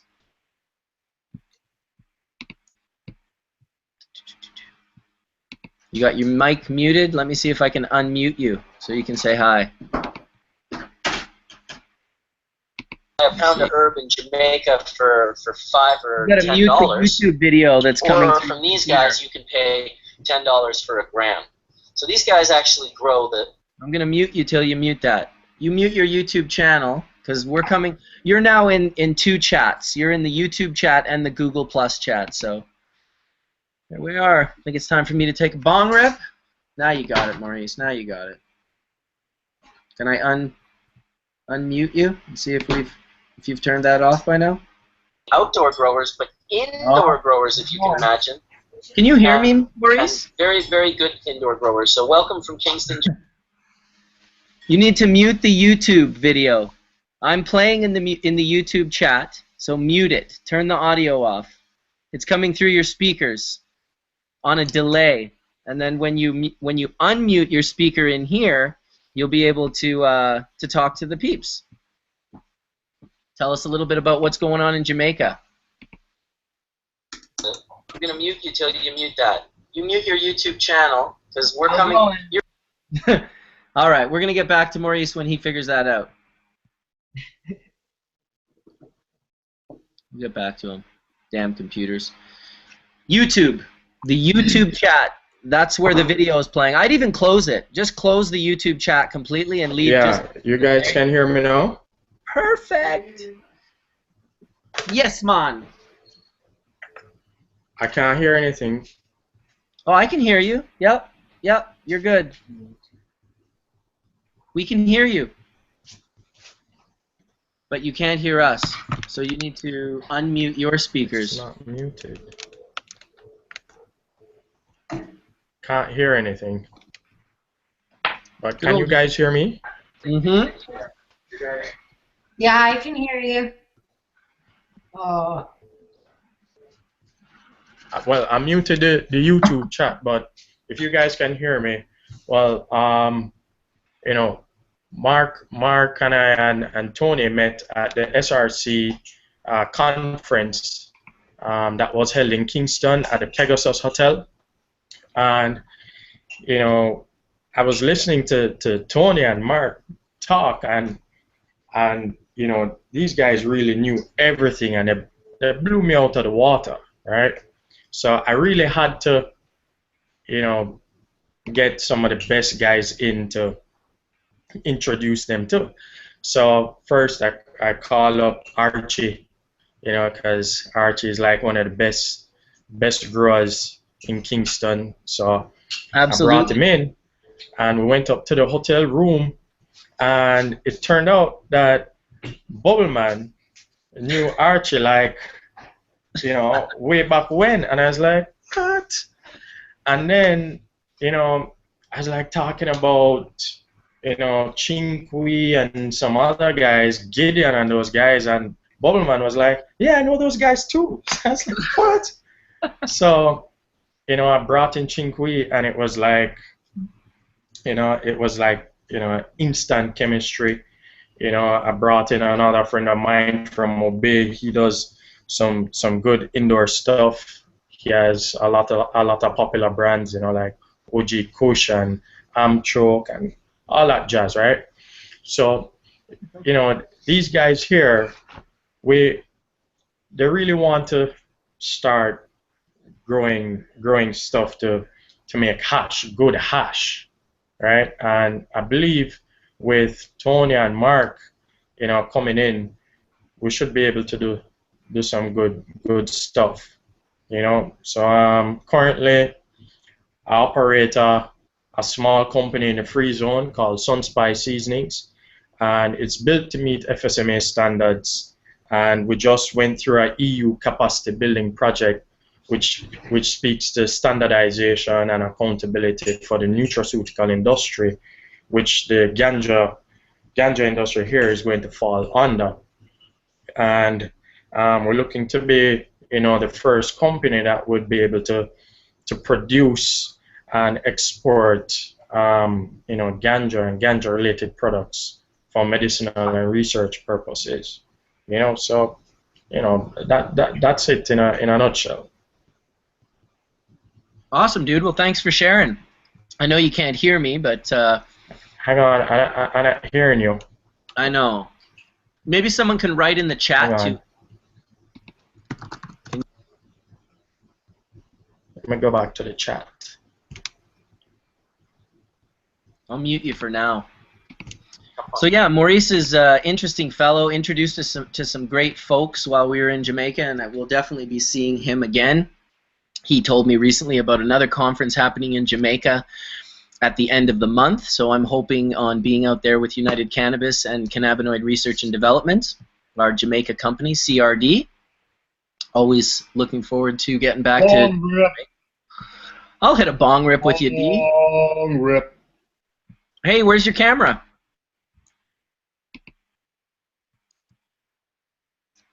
All right. What shall we hit? I've got something I'm going to hit here. I do not know what. Something melty and wonderful. So what do you guys think about the other cannabinoids? You know, the other cannabinoids, like the other 78 or more cannabinoids. We talk a lot about CBD. We talk a lot about THC. And personally, a lot of the people I know talk a lot about their acetate versions as well, which is THCA and CBDA. A little bit about CBN, and of course you got to know about CBG because that's the one that sort of produces all the cannabinoids. But there are so many other ones. Even while we were in Jamaica the last time, I believe it was Hawthorne Watson, I believe from the Scientific Review Council, who said in 1967 he isolated a cannabinoid and named it CBT. Wow, Todd just must have got a wicked rip. I look over and Todd's having like literally a small seizure. Oh, fuck. Love you, buddy. Well, I had a question for Rob if he came in, because I mean, maybe Todd knows some about this as well, but it was a panel on testing, and in testing, and they were talking about rare cannabinoids that are starting to show up more often in a particular group, and CBDV, which is, it seemed to be super for convulsions they were talking about, and it being really, really rare, but some of the CBD people who are deving for that purpose are now that marker starting to show up where they're getting, you know, 0.5% to 1% CBDV, and which THCV already being other cannabinoids, like the other pain holy grail. I wanted to know if anybody else from has anybody heard about that? Tony, have you come across that in any of your testing of your CBD strains? Has CBDV shown up in randomness, and have you held on to any of that genetics?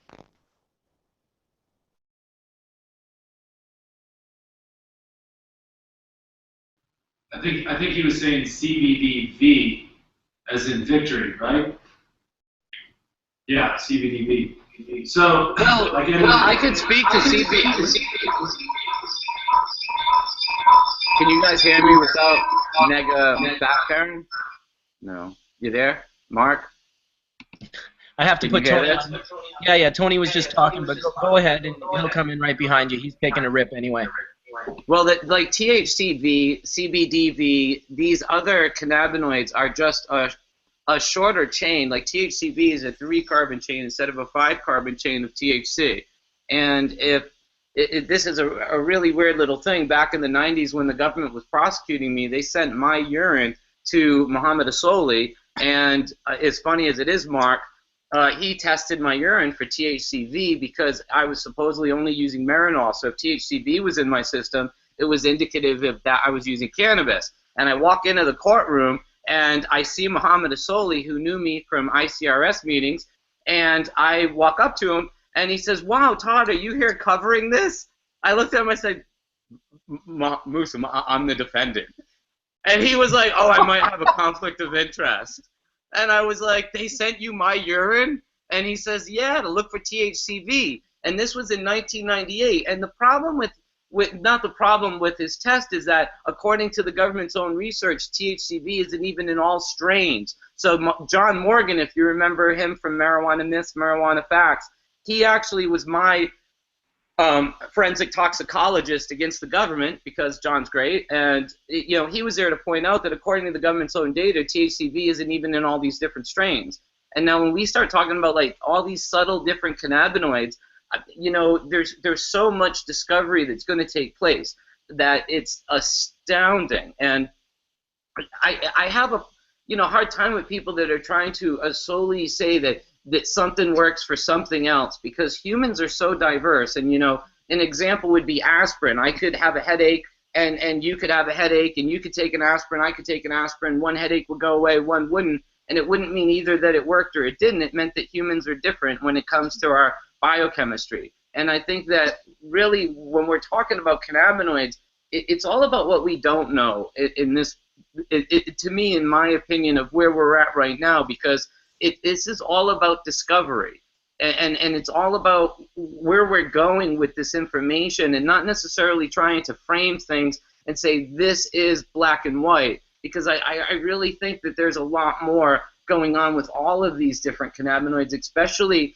in what Lester Grinspoon calls the ensemble effect. And it's interesting because Dr. Lester Grinspoon takes umbrage at the ones that call it an entourage effect, because entourage is just a group of people around a famous person. It's its only definition. But an ensemble, Dr. Grinspoon explains, is like an orchestra, and together you have tubas and cellos and the horn sections, and they make a beautiful symphony. But alone a tuba does not make a symphony. And it's this ensemble effect that the cannabinoids do that really is where the magic, if you will, or the medicine or the therapeutic content really lies. Because as we saw with Marinol in the 80s, we had a single analog, THC, which was Marinol, which was dronomenol, a synthetic version of THC suspended in sesame oil and encapsulated in a gelatin cap. And it never took off on market value. There's never been a generic equivalent of Marinol made.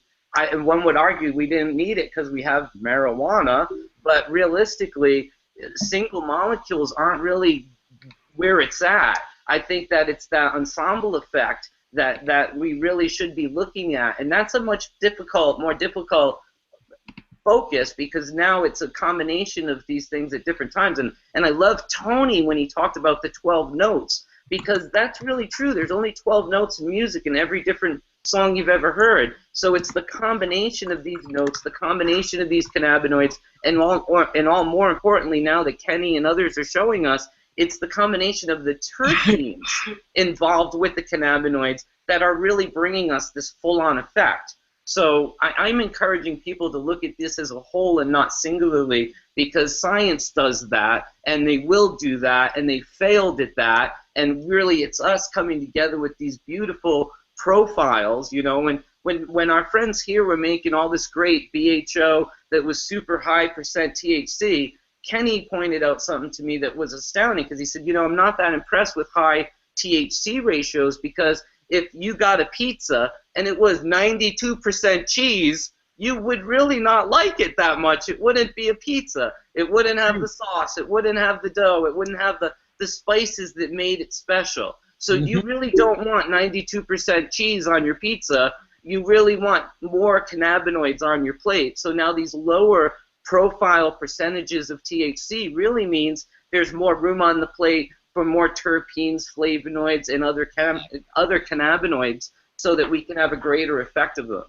Listen, when I went to Jamaica with Sam and Rob Clark back in '03, we spent about a month there in Negril, rented a nice house on the cliffs. And one of the things that Sam was really like going into was that very concept that you just mentioned. That, getting lost here in my thoughts. 1 second, I'm getting a message. Where was I going with that? Where was I going with that? What were you saying again? Terpenes? The ensemble. Right. I love you, Mark. It's such a well, I got people messaging and we were me. talking about the complexity of cannabinoids as a whole. Well, I love the word ensemble. I do love the word ensemble, and I love the fact that I'm also a firm believer of the full profile. And back then, when I made some beautiful water hash, and this is back in the early 2000s when Skunkman Sam wouldn't even consider smoking anyone else's product. His shit was so good, it was just greenhouse grown to perfection, like isolated, mechanically separated, like literally, it blew people away. He knocked people out with it everywhere he went, and I'll tell you, really, he knocked people out with it. People weren't ready for it. When we made some stuff in Jamaica, and I showed it to him, and he was kind of like, whoa, that's pretty impressive, actually. This was sun-grown Orange Hill, Westmoreland, like bomb herb. And I don't think he really thought that it was going to be like that. And when we made it, and I asked him, like, well, what do you think? You know, the guy's seen thousands of GC analysis on THC percentages. He can literally pick out his own terpene spikes from the strain, from his skunk number 1 that he bred, and others. And so he's got a wide vast of knowledge, and he looks at it and he says, honestly, it's probably between 60 and 70% THC, which to me at that time was like, holy shit, like 70%. And that's when he went into the conversation and the topic that, you know, for him, he was fine with 60%. He found often when he got into the 7% range that certain things were lowered in the profile that affected the strength and the potency of the hit, the way it affected him, and he just preferred a 60%. And he said this years before really BHO got into a big craze and people started getting into the late 70s and the 80s, and then eventually I personally don't even believe there's a BHO. I don't know, maybe there is in the 90s, but I think you're going to get a damn near clear liquid when you're getting that high. It's just, you know, you literally have to get everything out. I've seen pure THC. It's not, doesn't look anything like any oil that I've ever seen. Well, it was interesting in that in 1996 when Proposition 215 passed, I ended up sending through NORML, through Dale Gehringer, California NORML, sending samples to a laboratory in Sacramento, California called Drug Detection Laboratories. And they had acquired their standards from University of Mississippi, Muhammad Al-Soli. And they, you know, took, I think, 20 samples I sent them and tested them. The numbers came out very unusual, like, you know, 27.2 and things, and very, very high. So we kind of questioned those figures. So because it was such a gray area in the law at the time, we didn't know if marijuana was legal. So those samples actually got sent back to the university. So I was the first private individual to have things even tested. So that gave me at least pieces of paper to reflect on and form my opinions and basis from a very, very long time ago. And you know, very quickly I realized that pure THC does not taste good and does not have the effect that you really want it to. And then if you start fractionating the CBDs, THCVs, this, that, and the other thing, it just made sense that, you know, I'd much prefer a 60% THC than an 80% THC because, as Todd said, it allows for so much more of a total composition, for so much more flavor, smell, the actual compositions and connoisseur aspects that we're really looking for. Pure THC is just clinical, very boring, very flat. For sure. I think as well the 60% THC level really sort of suggests a deeper understanding of these profiles. People that are more attuned to wanting something between a 50 and a 70% range rather than being like, I need something in the 80. And then keep in mind too, for I don't even know how long people were using terrible plates as standards for their testing. So the plates they were using were like, they were like terrible versions of like maybe, you know what I mean? Like they were not the same ones that Hortifarm was using in Amsterdam, that's for sure, with Dr. David Pate there. David Pate? Is it Dave Pate? Yeah, Dave Pate did most of the research and things like that. And yeah, I have to agree with you. And that's what was interesting is there was no other labs at that point. You know, I mean, I sent it to El Sole, who did the standards, who created the only standard at that point. So that gave me my benchmark. I mean, you know, from there, right now you can send, you know, they don't use the same standards. You could send 10 different samples to 10 different labs and get 10 different results back, you know, and that really does nothing for us except give us a baseline, you know? Yep. I bet you Tony wants to say something on that. I see his hand up. There we go, Tony. Yeah, to bring it back a little bit, when he was talking about people trying to test everything, in my research, it's just like chasing the wind right now. No offense to any labs in Colorado or California. I think they're doing a better job each year, progressing towards getting us better results and answers. But I looked, if you look into like an NMR machine, which is a cross between a mass spec and an MRI machine, it'll break down every component down to the billionth, 16 billionths. You know, it's this is extremely expensive gear that's accessible to universities now that weren't there back when you were trying to get that done. And so that's the shame in our country, in the U.S., that they won't allow us to use the equipment and the gear, that we have to, like, you know, seek out into other countries and such. But if you were able to have the right gear and the labs were able to test for THCV, I did want to bring it back to Horatio's question about THCV. This is a good source. This book right here. And if you turn to page 220. It's the Hash Church book. Nice. Page 220. If you turn to page 220, you will see that the people that we were talking about, like Robert Clark and Dave Watson, they spent many years traveling and growing in different countries and meeting with different resin farmers and pipes, you know, people with pipes and just culture and all kinds of stuff. Well, they set a foundation, and you can kind of see a foundation in this book, and there's a reference in here all the way back to 1980.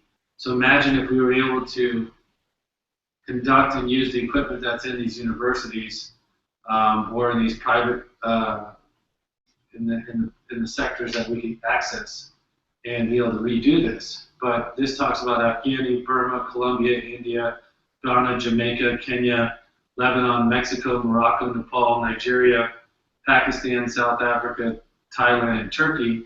And it gives you THC, CBD, the ratio, content in the THCV found in the marijuana and in the hash, which is very important because then you have two lines of data there. In Burma, there's only marijuana, but let's just use our friends in Jamaica as an example, what they would have for THCV. So THC, CBD percent would be very high in THC. CBD may be almost absent. Low THCV. THC is low, and THCV would be bigger than the CBG percent and CBC percent. Now this is in 1985, before also other types of genetics entered the island and changed that type of gene pool of plants. But like in Afghanistan, you would see a THC to CBD 2 to 1, and their hash and their cannabis had a high THCV. So what this tells you is that there are types of land races and environmental conditions and certain sun cycles and certain sun distances and intensities, and these particular environmental conditions along with those genetical land races and traits that developed in those areas over long periods of time, produce those variables.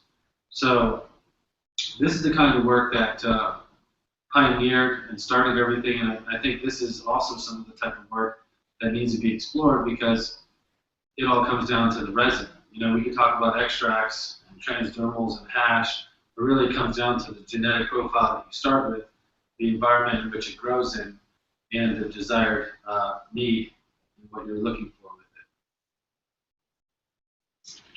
it. You know, I just want to point out that, you know, as much as I love Rob's book and I have it in front of me, the citation goes back to Turner in '73, which is University of Mississippi, which means all that's very suspect in all honesty. As much as we, like you said, don't trust the labs in Cali, Colorado, and many other places, because you could take the same sample over and over.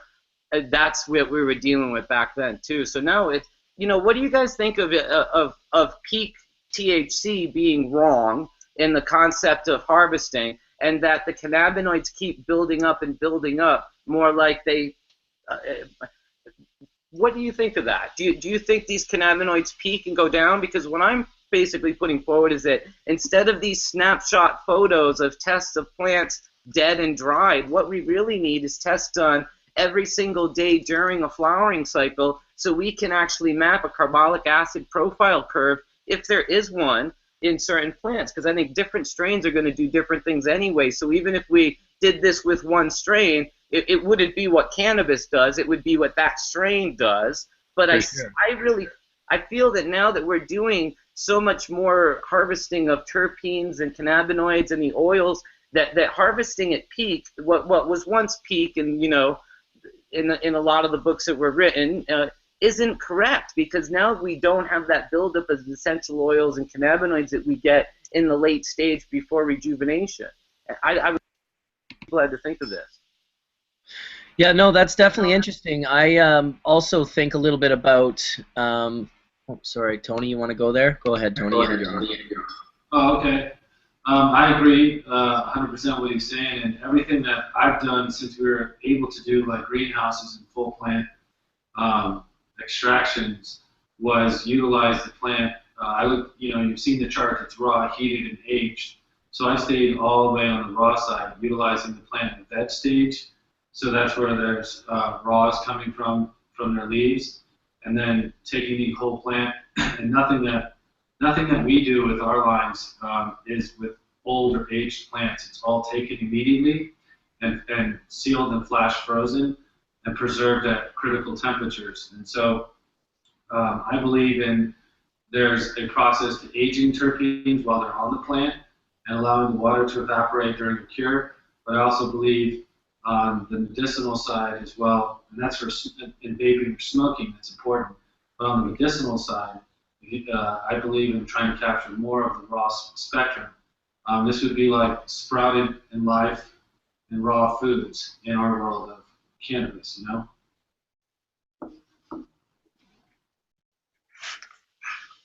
Well, I mean, you know, first of all, we talk about, we're talking about concentrates here. Let's get back to the basics. We're talking about what comes from the plant. We still don't really know the real botanical aspects of how to produce cannabis properly. Very few people do plant sap analysis, water analysis, ash analysis to figure out exactly what this plant wants, when it wants it.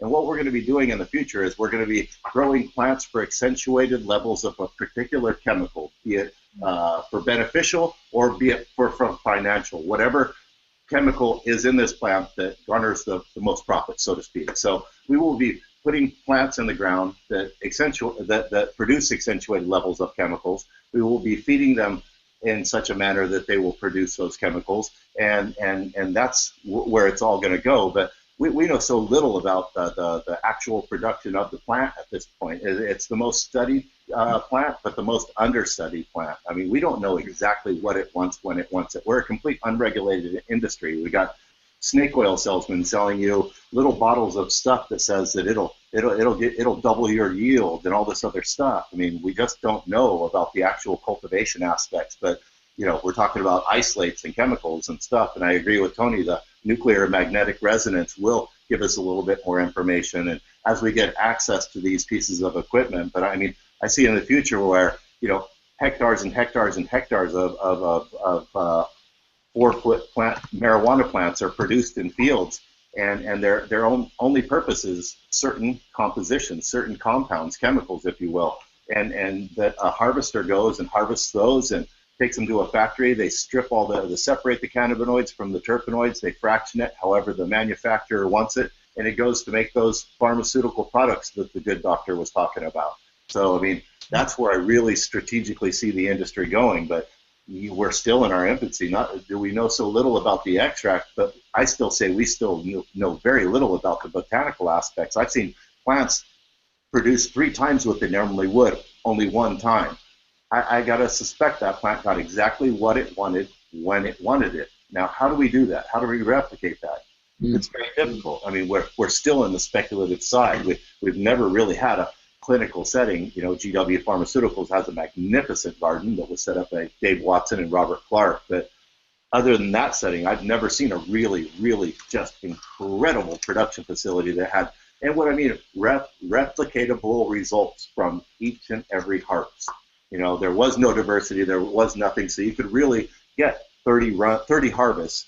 And, you know, I've seen labs like Steep Hill, and they're with Kimron Desirs and Dr. Donna Land. They're doing terpene profiles, if you will. Like, so if you, for instance, if you were to bring in a sour diesel and say, hey, I've got the sour diesel, they would throw it up against every 3,000 samples of sour diesel, and they would tell you, no, that terpene profile does not fit what you're saying it is. That's more akin to a blue dream or something like that. So, you know, between the genetic mapping that will come in the future, as well as the terpene diversity and trying to get that all figured out, you know, from strain to strain to strain. I mean, you know, we're still in an industry where, you know, genetics are being passed around willy-nilly and things like that. So, you know, completely agree with Todd that, in the future, it'll all about chemicals and their composition.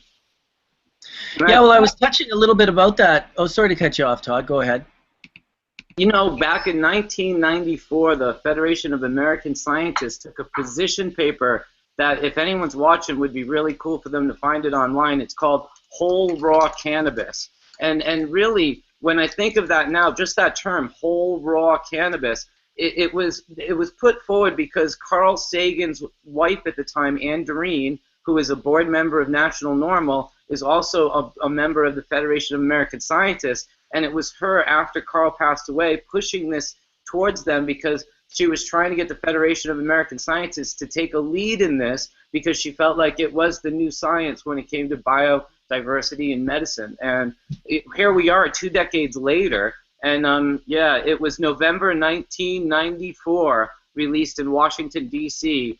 I wonder if it's still online. I don't know, but I'd like to recommend an out-of-print book. It's by a gentleman that was part of Hortifarm and GW Pharmaceuticals named Etienne Desmosier, and his book is called Diversities in Cannabis. Unfortunately, it's out of print, but you can find them, you know, by searching, you know, used books and stuff like that. But it's a very thin book, but I can't even tell you how much information's in there. It's really, really incredible. That book is way ahead of its time. So anybody that cares to get a really, really heady book, Diversities in Cannabis by Etienne Desmosier. The price of that book just went up.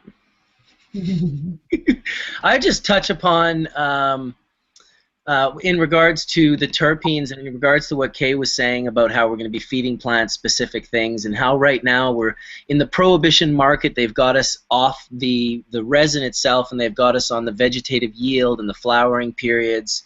How much can I get and how fast can I get it? It's that prohibition model. And I'm looking more at, like, how do we produce like a healthier, happier trichome head? And from the minimal science that I know about, you know, we know that these are organelles in the disc cell, plastids and vacuoles. They're 2 separate sacs. One creates phenols, that's the vacuoles, and the plastids creates terpenes.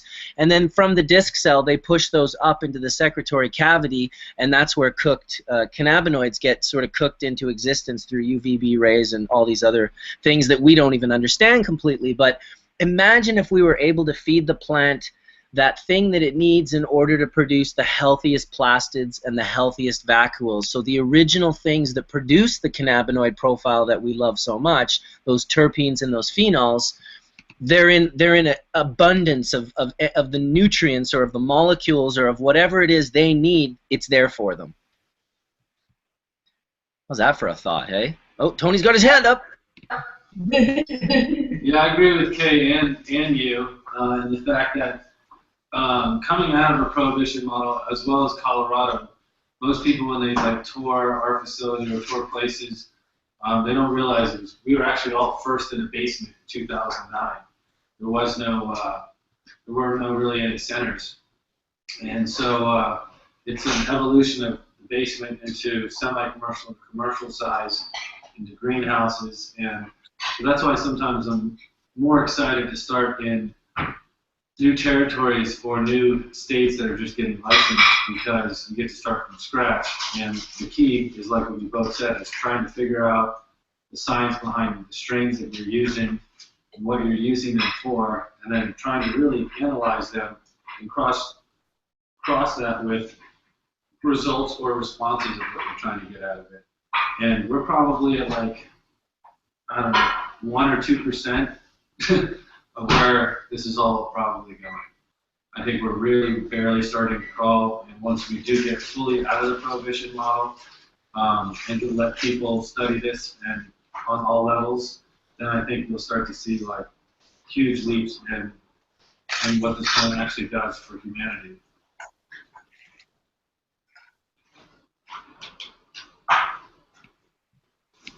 Thanks for sharing, Tony. I got to be on it with the microphone. All right. Anyone else have anything they want to say on these matters? This beautiful Sunday afternoon. I just had one question for Kenny before just in case we lose him, and it was my question about the alcohol portion. And has he looked into the terpenes that are alcohols? Because that's the one that people don't factor in. They're like, I know what non-polars do, and for the most part, they don't mix with water, and I know what the water solubles do, but most people don't factor in what the alcohol polar compound will do to the wax and how they interact, the polar versus the non-polar. The alcohols seem to be really powerful on their own, even when I isolate them in water. There's way more bite, there's way more kick. Have you tried anything or have any knowledge about those? I know from limonene how many non-limonene items show up as an impurities, and they all show up as like alcohols, aldehydes, and esters. So I'm wondering if you have any sense of what this is containing. Is it actually alcohol, or is it phenols and the other basically non-oil-based terpenes?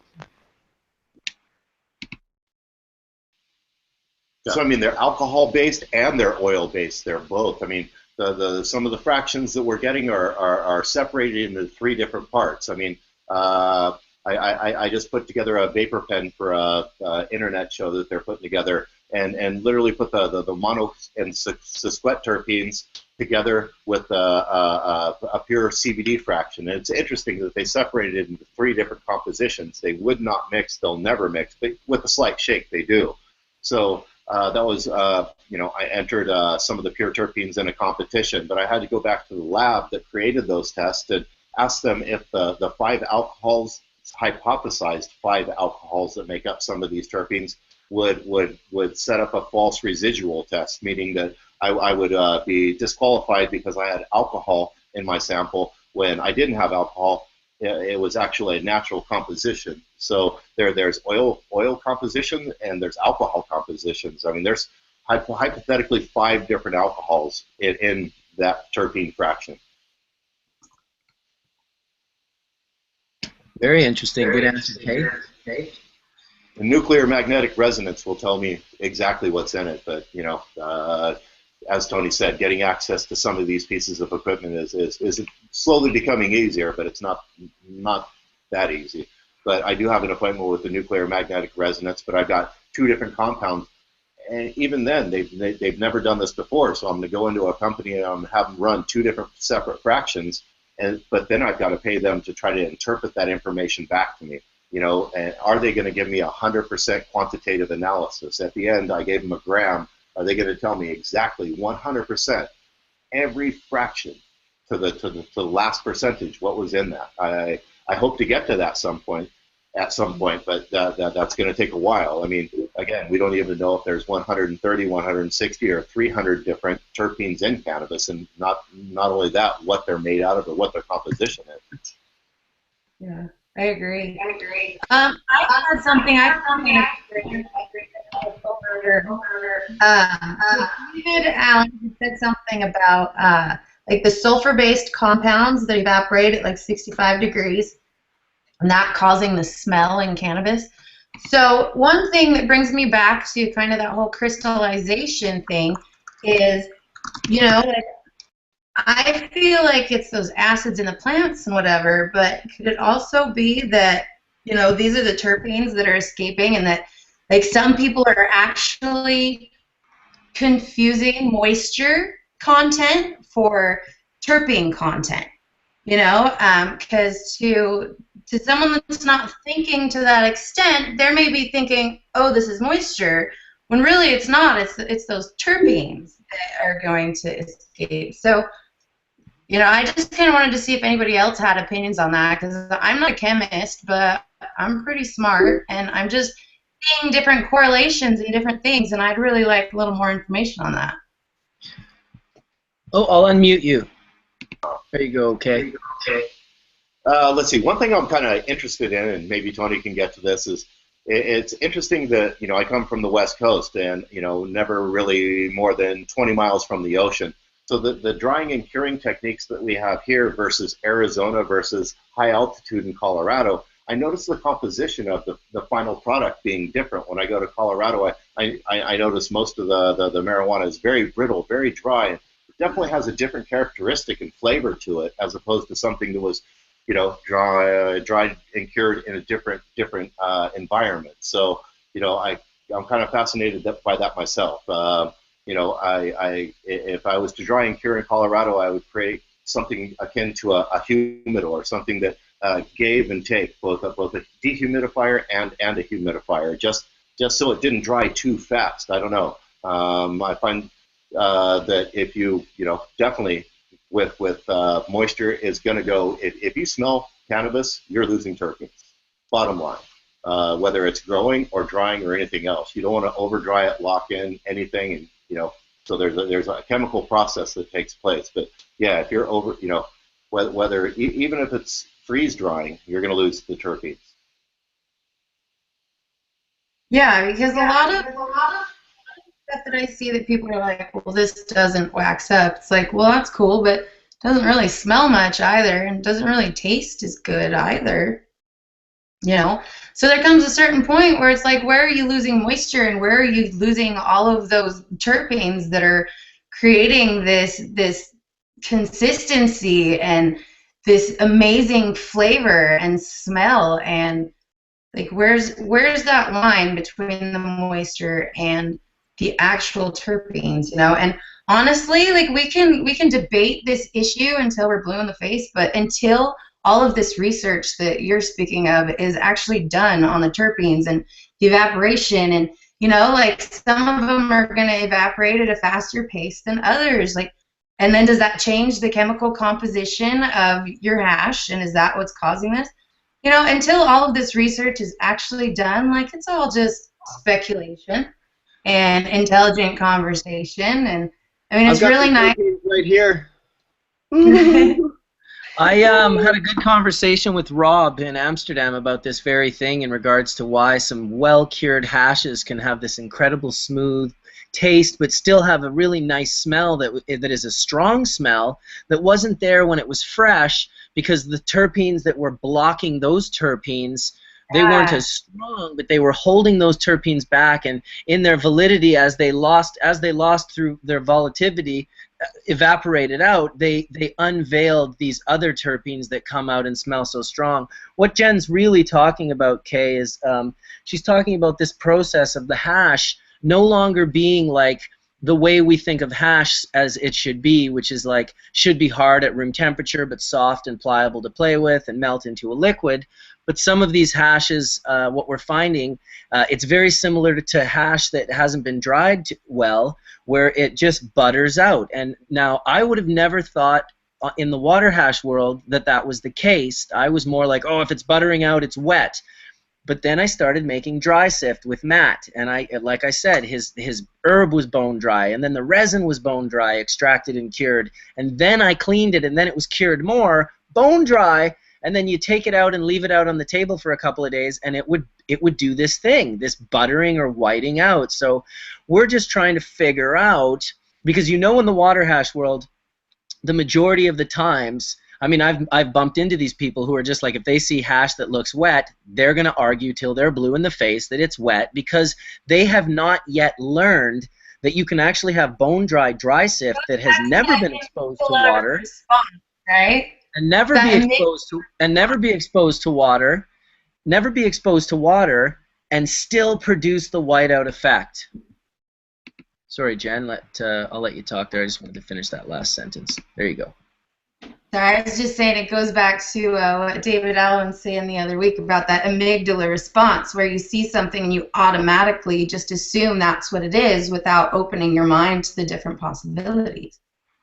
Yeah, it's like all I know is most everything I know right now could potentially be wrong, and I'm pretty open to that. I'm not really like, Hash Church isn't about like proving yourself right or wrong. It's about us discussing things and learning and sharing, and that's kind of why I find it a bit of a breath of fresh air from the sort of Facebook mentality where it's just there's teams, and there's this team and there's that team, and everyone's just gonna, this team's person's gonna cut down the people over here, and then these people are gonna be like, why are you attacking me, bro? Like, I'm just trying to, no, your shit is. So it's like Hash Church, we can alleviate that by controlling who we allow to come in and make sure that the conversation stays on point. So yeah, I think that's a good topic to cover. Another thing I'd like to bring up, because one of the things that kind of like stuck out to me, which is why I made such a big deal out of this issue, is that, with the crystallization effect, it reminds me a lot of sugar and candy making. When I was younger, I learned how to make like fine chocolates and fudge and different consistencies of candy that, these fine candy makers have these different processes that they use. Well, if you, get even the smallest amount of sugar into your fudge that you're making, like if you scrape the side of the pan, there is sugar that is crystallizing as it's cooking on the sides. Well, if a single tiny piece of that gets into your fudge will absolutely crystallize, and that's where you get this fudge that has that grainy, that sugary consistency, or you can get this fudge that has that just cream melts in your mouth, like amazing, soft, silky. And so, but it's this whole transformation that happens, and all it takes is one very small variation in order for that to happen. Well, it kind of seems like hash is, reacting the same way in that matter. So I'm curious if anybody had Mark, what's fascinating, we started the show off talking about that 60 Minutes interview, and 20 years later, how fascinating it was, what was going on then and what's going on now. I suspect in 20 years, we're all going to be looking back at this going, oh my God, look at that. We know so little. We've already talked about, we don't know anything about cultivation. We don't know anything about the concentration, the effects, or anything else. I mean, we're in our infancy, and that's kind of the beauty, is there's so much to learn. Yeah, I've been doing a lot of research, especially in the last couple days. One thing that I found, which, like I said, I don't know science very well. I have someone said it earlier, I have like the knowledge, but I don't have the words to put it into. So, if anybody has opinions on this stuff, I would love to hear it. I'm not saying I'm right or I've figured it out. It's just stuff I'd like to put out there because I'm not sure how it fits in, but somebody out there might. So one of the other things I looked up is glycine, not glycerin, glycine, Glycine. It's actually, it is one of the amino acids. It's one of the 20 amino acids that's commonly found in proteins. and it's the smallest. And what it is, it's colorless, it's sweet tasting, and it's a crystalline solid. It's able to fit into the hydrophilic as well as hydrophobic atmospheres because of, let's see, the chain only has one hydrogen atom. So, I mean, when I read that, I'm thinking, okay, so as these different terpenes are possibly evaporating off, like, could this amino acid have something to do with that? Like, is it bonding in a certain way that it's attaching its crystalline substance to this? Like, does anybody know if glycine is even one of the amino acids in cannabis? Because from what I read, it's pretty much in all of plant life. But, you know, just different things like this. Like, I'm really excited for the science to come out on it because there's so many possibilities. So, I mean, if anybody has any information or opinions on that, I'm open to everything. I just would love to see us, you know, progress this and find out how and why. Yeah. You want to grab that, Horatio, or Kay, or Tony's got his hand up. There we go. Tony's. So I like where your head's at. I like the direction where you're going. We had some small conversations about this.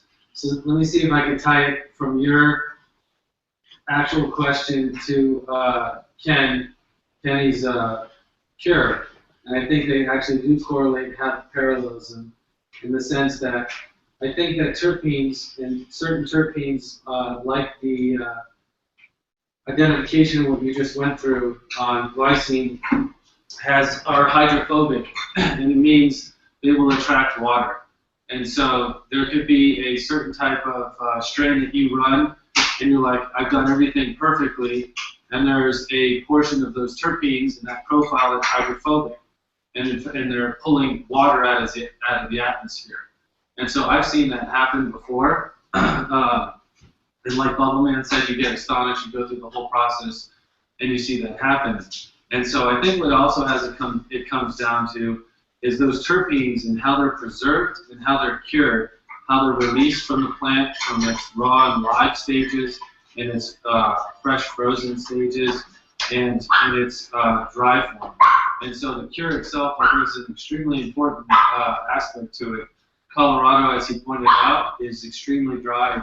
You can take a bud and put it on the counter and it'll turn to dust very quickly. My lips turn to dust, my throat turns to dust, my hair's turned to dust. It's so dry here, it's like being almost in the desert at some point. And it's also high up. So something like California, where people, even when they run water hash with fresh cure, is what is out there now, and versus fresh frozen. That humidity, the way that you're able to capture the essence of the water and how it releases out is a really, really hard thing to master in any environment. And every quarter or every year, we try to upgrade it. And this year, it's coming down to finally building, like you said, a giant type of wooden humidor in which can allow something to breathe in and breathe out in conditions and compartments and things. And so that curing process, I feel, has that same symbiotic relationship to the terpenes, the extraction, and the medicine in which it's being produced. And the fact that we can't control and know all those parameters of the growing and curing and that process down all the way, it even puts us further behind, but at the same time very excited overall as we should be as an industry, because now we're slowly being able to do what we wanted to do from the beginning. And so now there's a future that we actually look for on it. Yeah, it's all pretty exciting. Yeah, when people are willing to do the normal.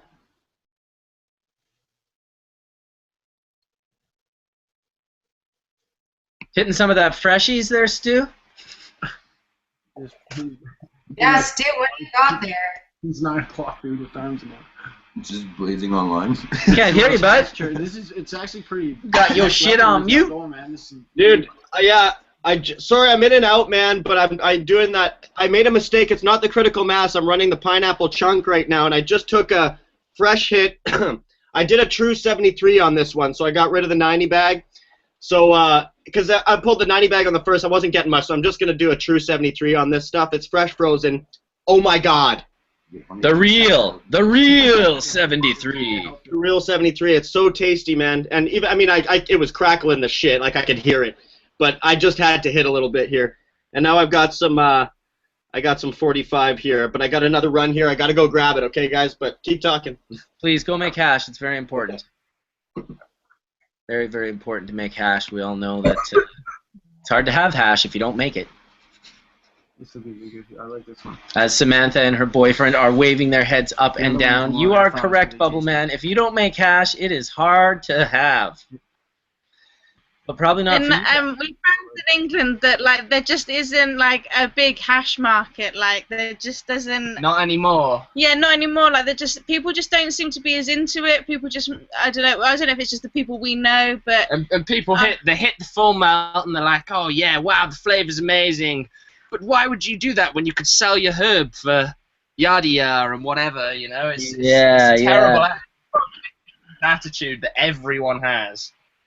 Well, you are in Babylon's beat. Don't worry, we'll introduce you to some good people that aren't like that. Yeah. You got to sort them out with something melty, man. They can't be like. That is imperative. Well, I hope that one day we can produce. that like there just isn't. What's that, Samantha? I don't know. I think it was just the internet had a little moment. The internet does that. Welcome back, Mike West in the house. Green Lion Labs. 3-hour motocross race last night. Mr. Labs. And Maurice, we haven't heard much from you. Did you get your microphone working? Can you hear us now? I don't think Maurice can hear us still. He's watching us on YouTube. Oh, well, we'll get his stuff worked out next time as well. There's always a little bit of technical difficulties to be had when we're doing a hash church. Great group of people, though. I'll tell you guys, we've been doing this for 4 hours. We've been at hash church today. 4 hours. Listen, I'm about to sign off as well. It was so good to have everyone here. From Mr. Verzura, Tony, always a pleasure, dude. Thank you so much. Todd and Kay and their friend. I'm sorry I've spaced on your name. We got to have you guys back for sure. Stu, you're gone making hash, but we appreciate it. Back. I heard you. We're just closing her down. Samantha, unbelievable story, totally inspirational. I know everyone in this hash church is going to tell that story 20 times, and we're going to, next week when we have you back, you're going to be able to tell everyone what your YouTube channel is, and we're going to start you with your traction so you can become like a well-known activist in the UK, which in my opinion, you have the perfect face for a UK cannabis activist to give them an argument they don't have a leg to stand on against. So you're going to do that, and I'm really, I'm going to be happy. It's what you need. Exactly. Mike, thanks for coming back, but we're heading out here. Maurice from Jamaica, Jen Doe, Horatio, and of course, True and Ramon, and their bro in the background that I've been able to see kind of photobombing them the whole time. Thanks, everyone, for coming out to Hash Church. Thanks, Devin, for letting us do Hash Church at his house here in Whistler. Woo! Thanks for having us, man. Always a pleasure and an inspiration. Can't wait for the next one. Right on, guys. Bless. You got.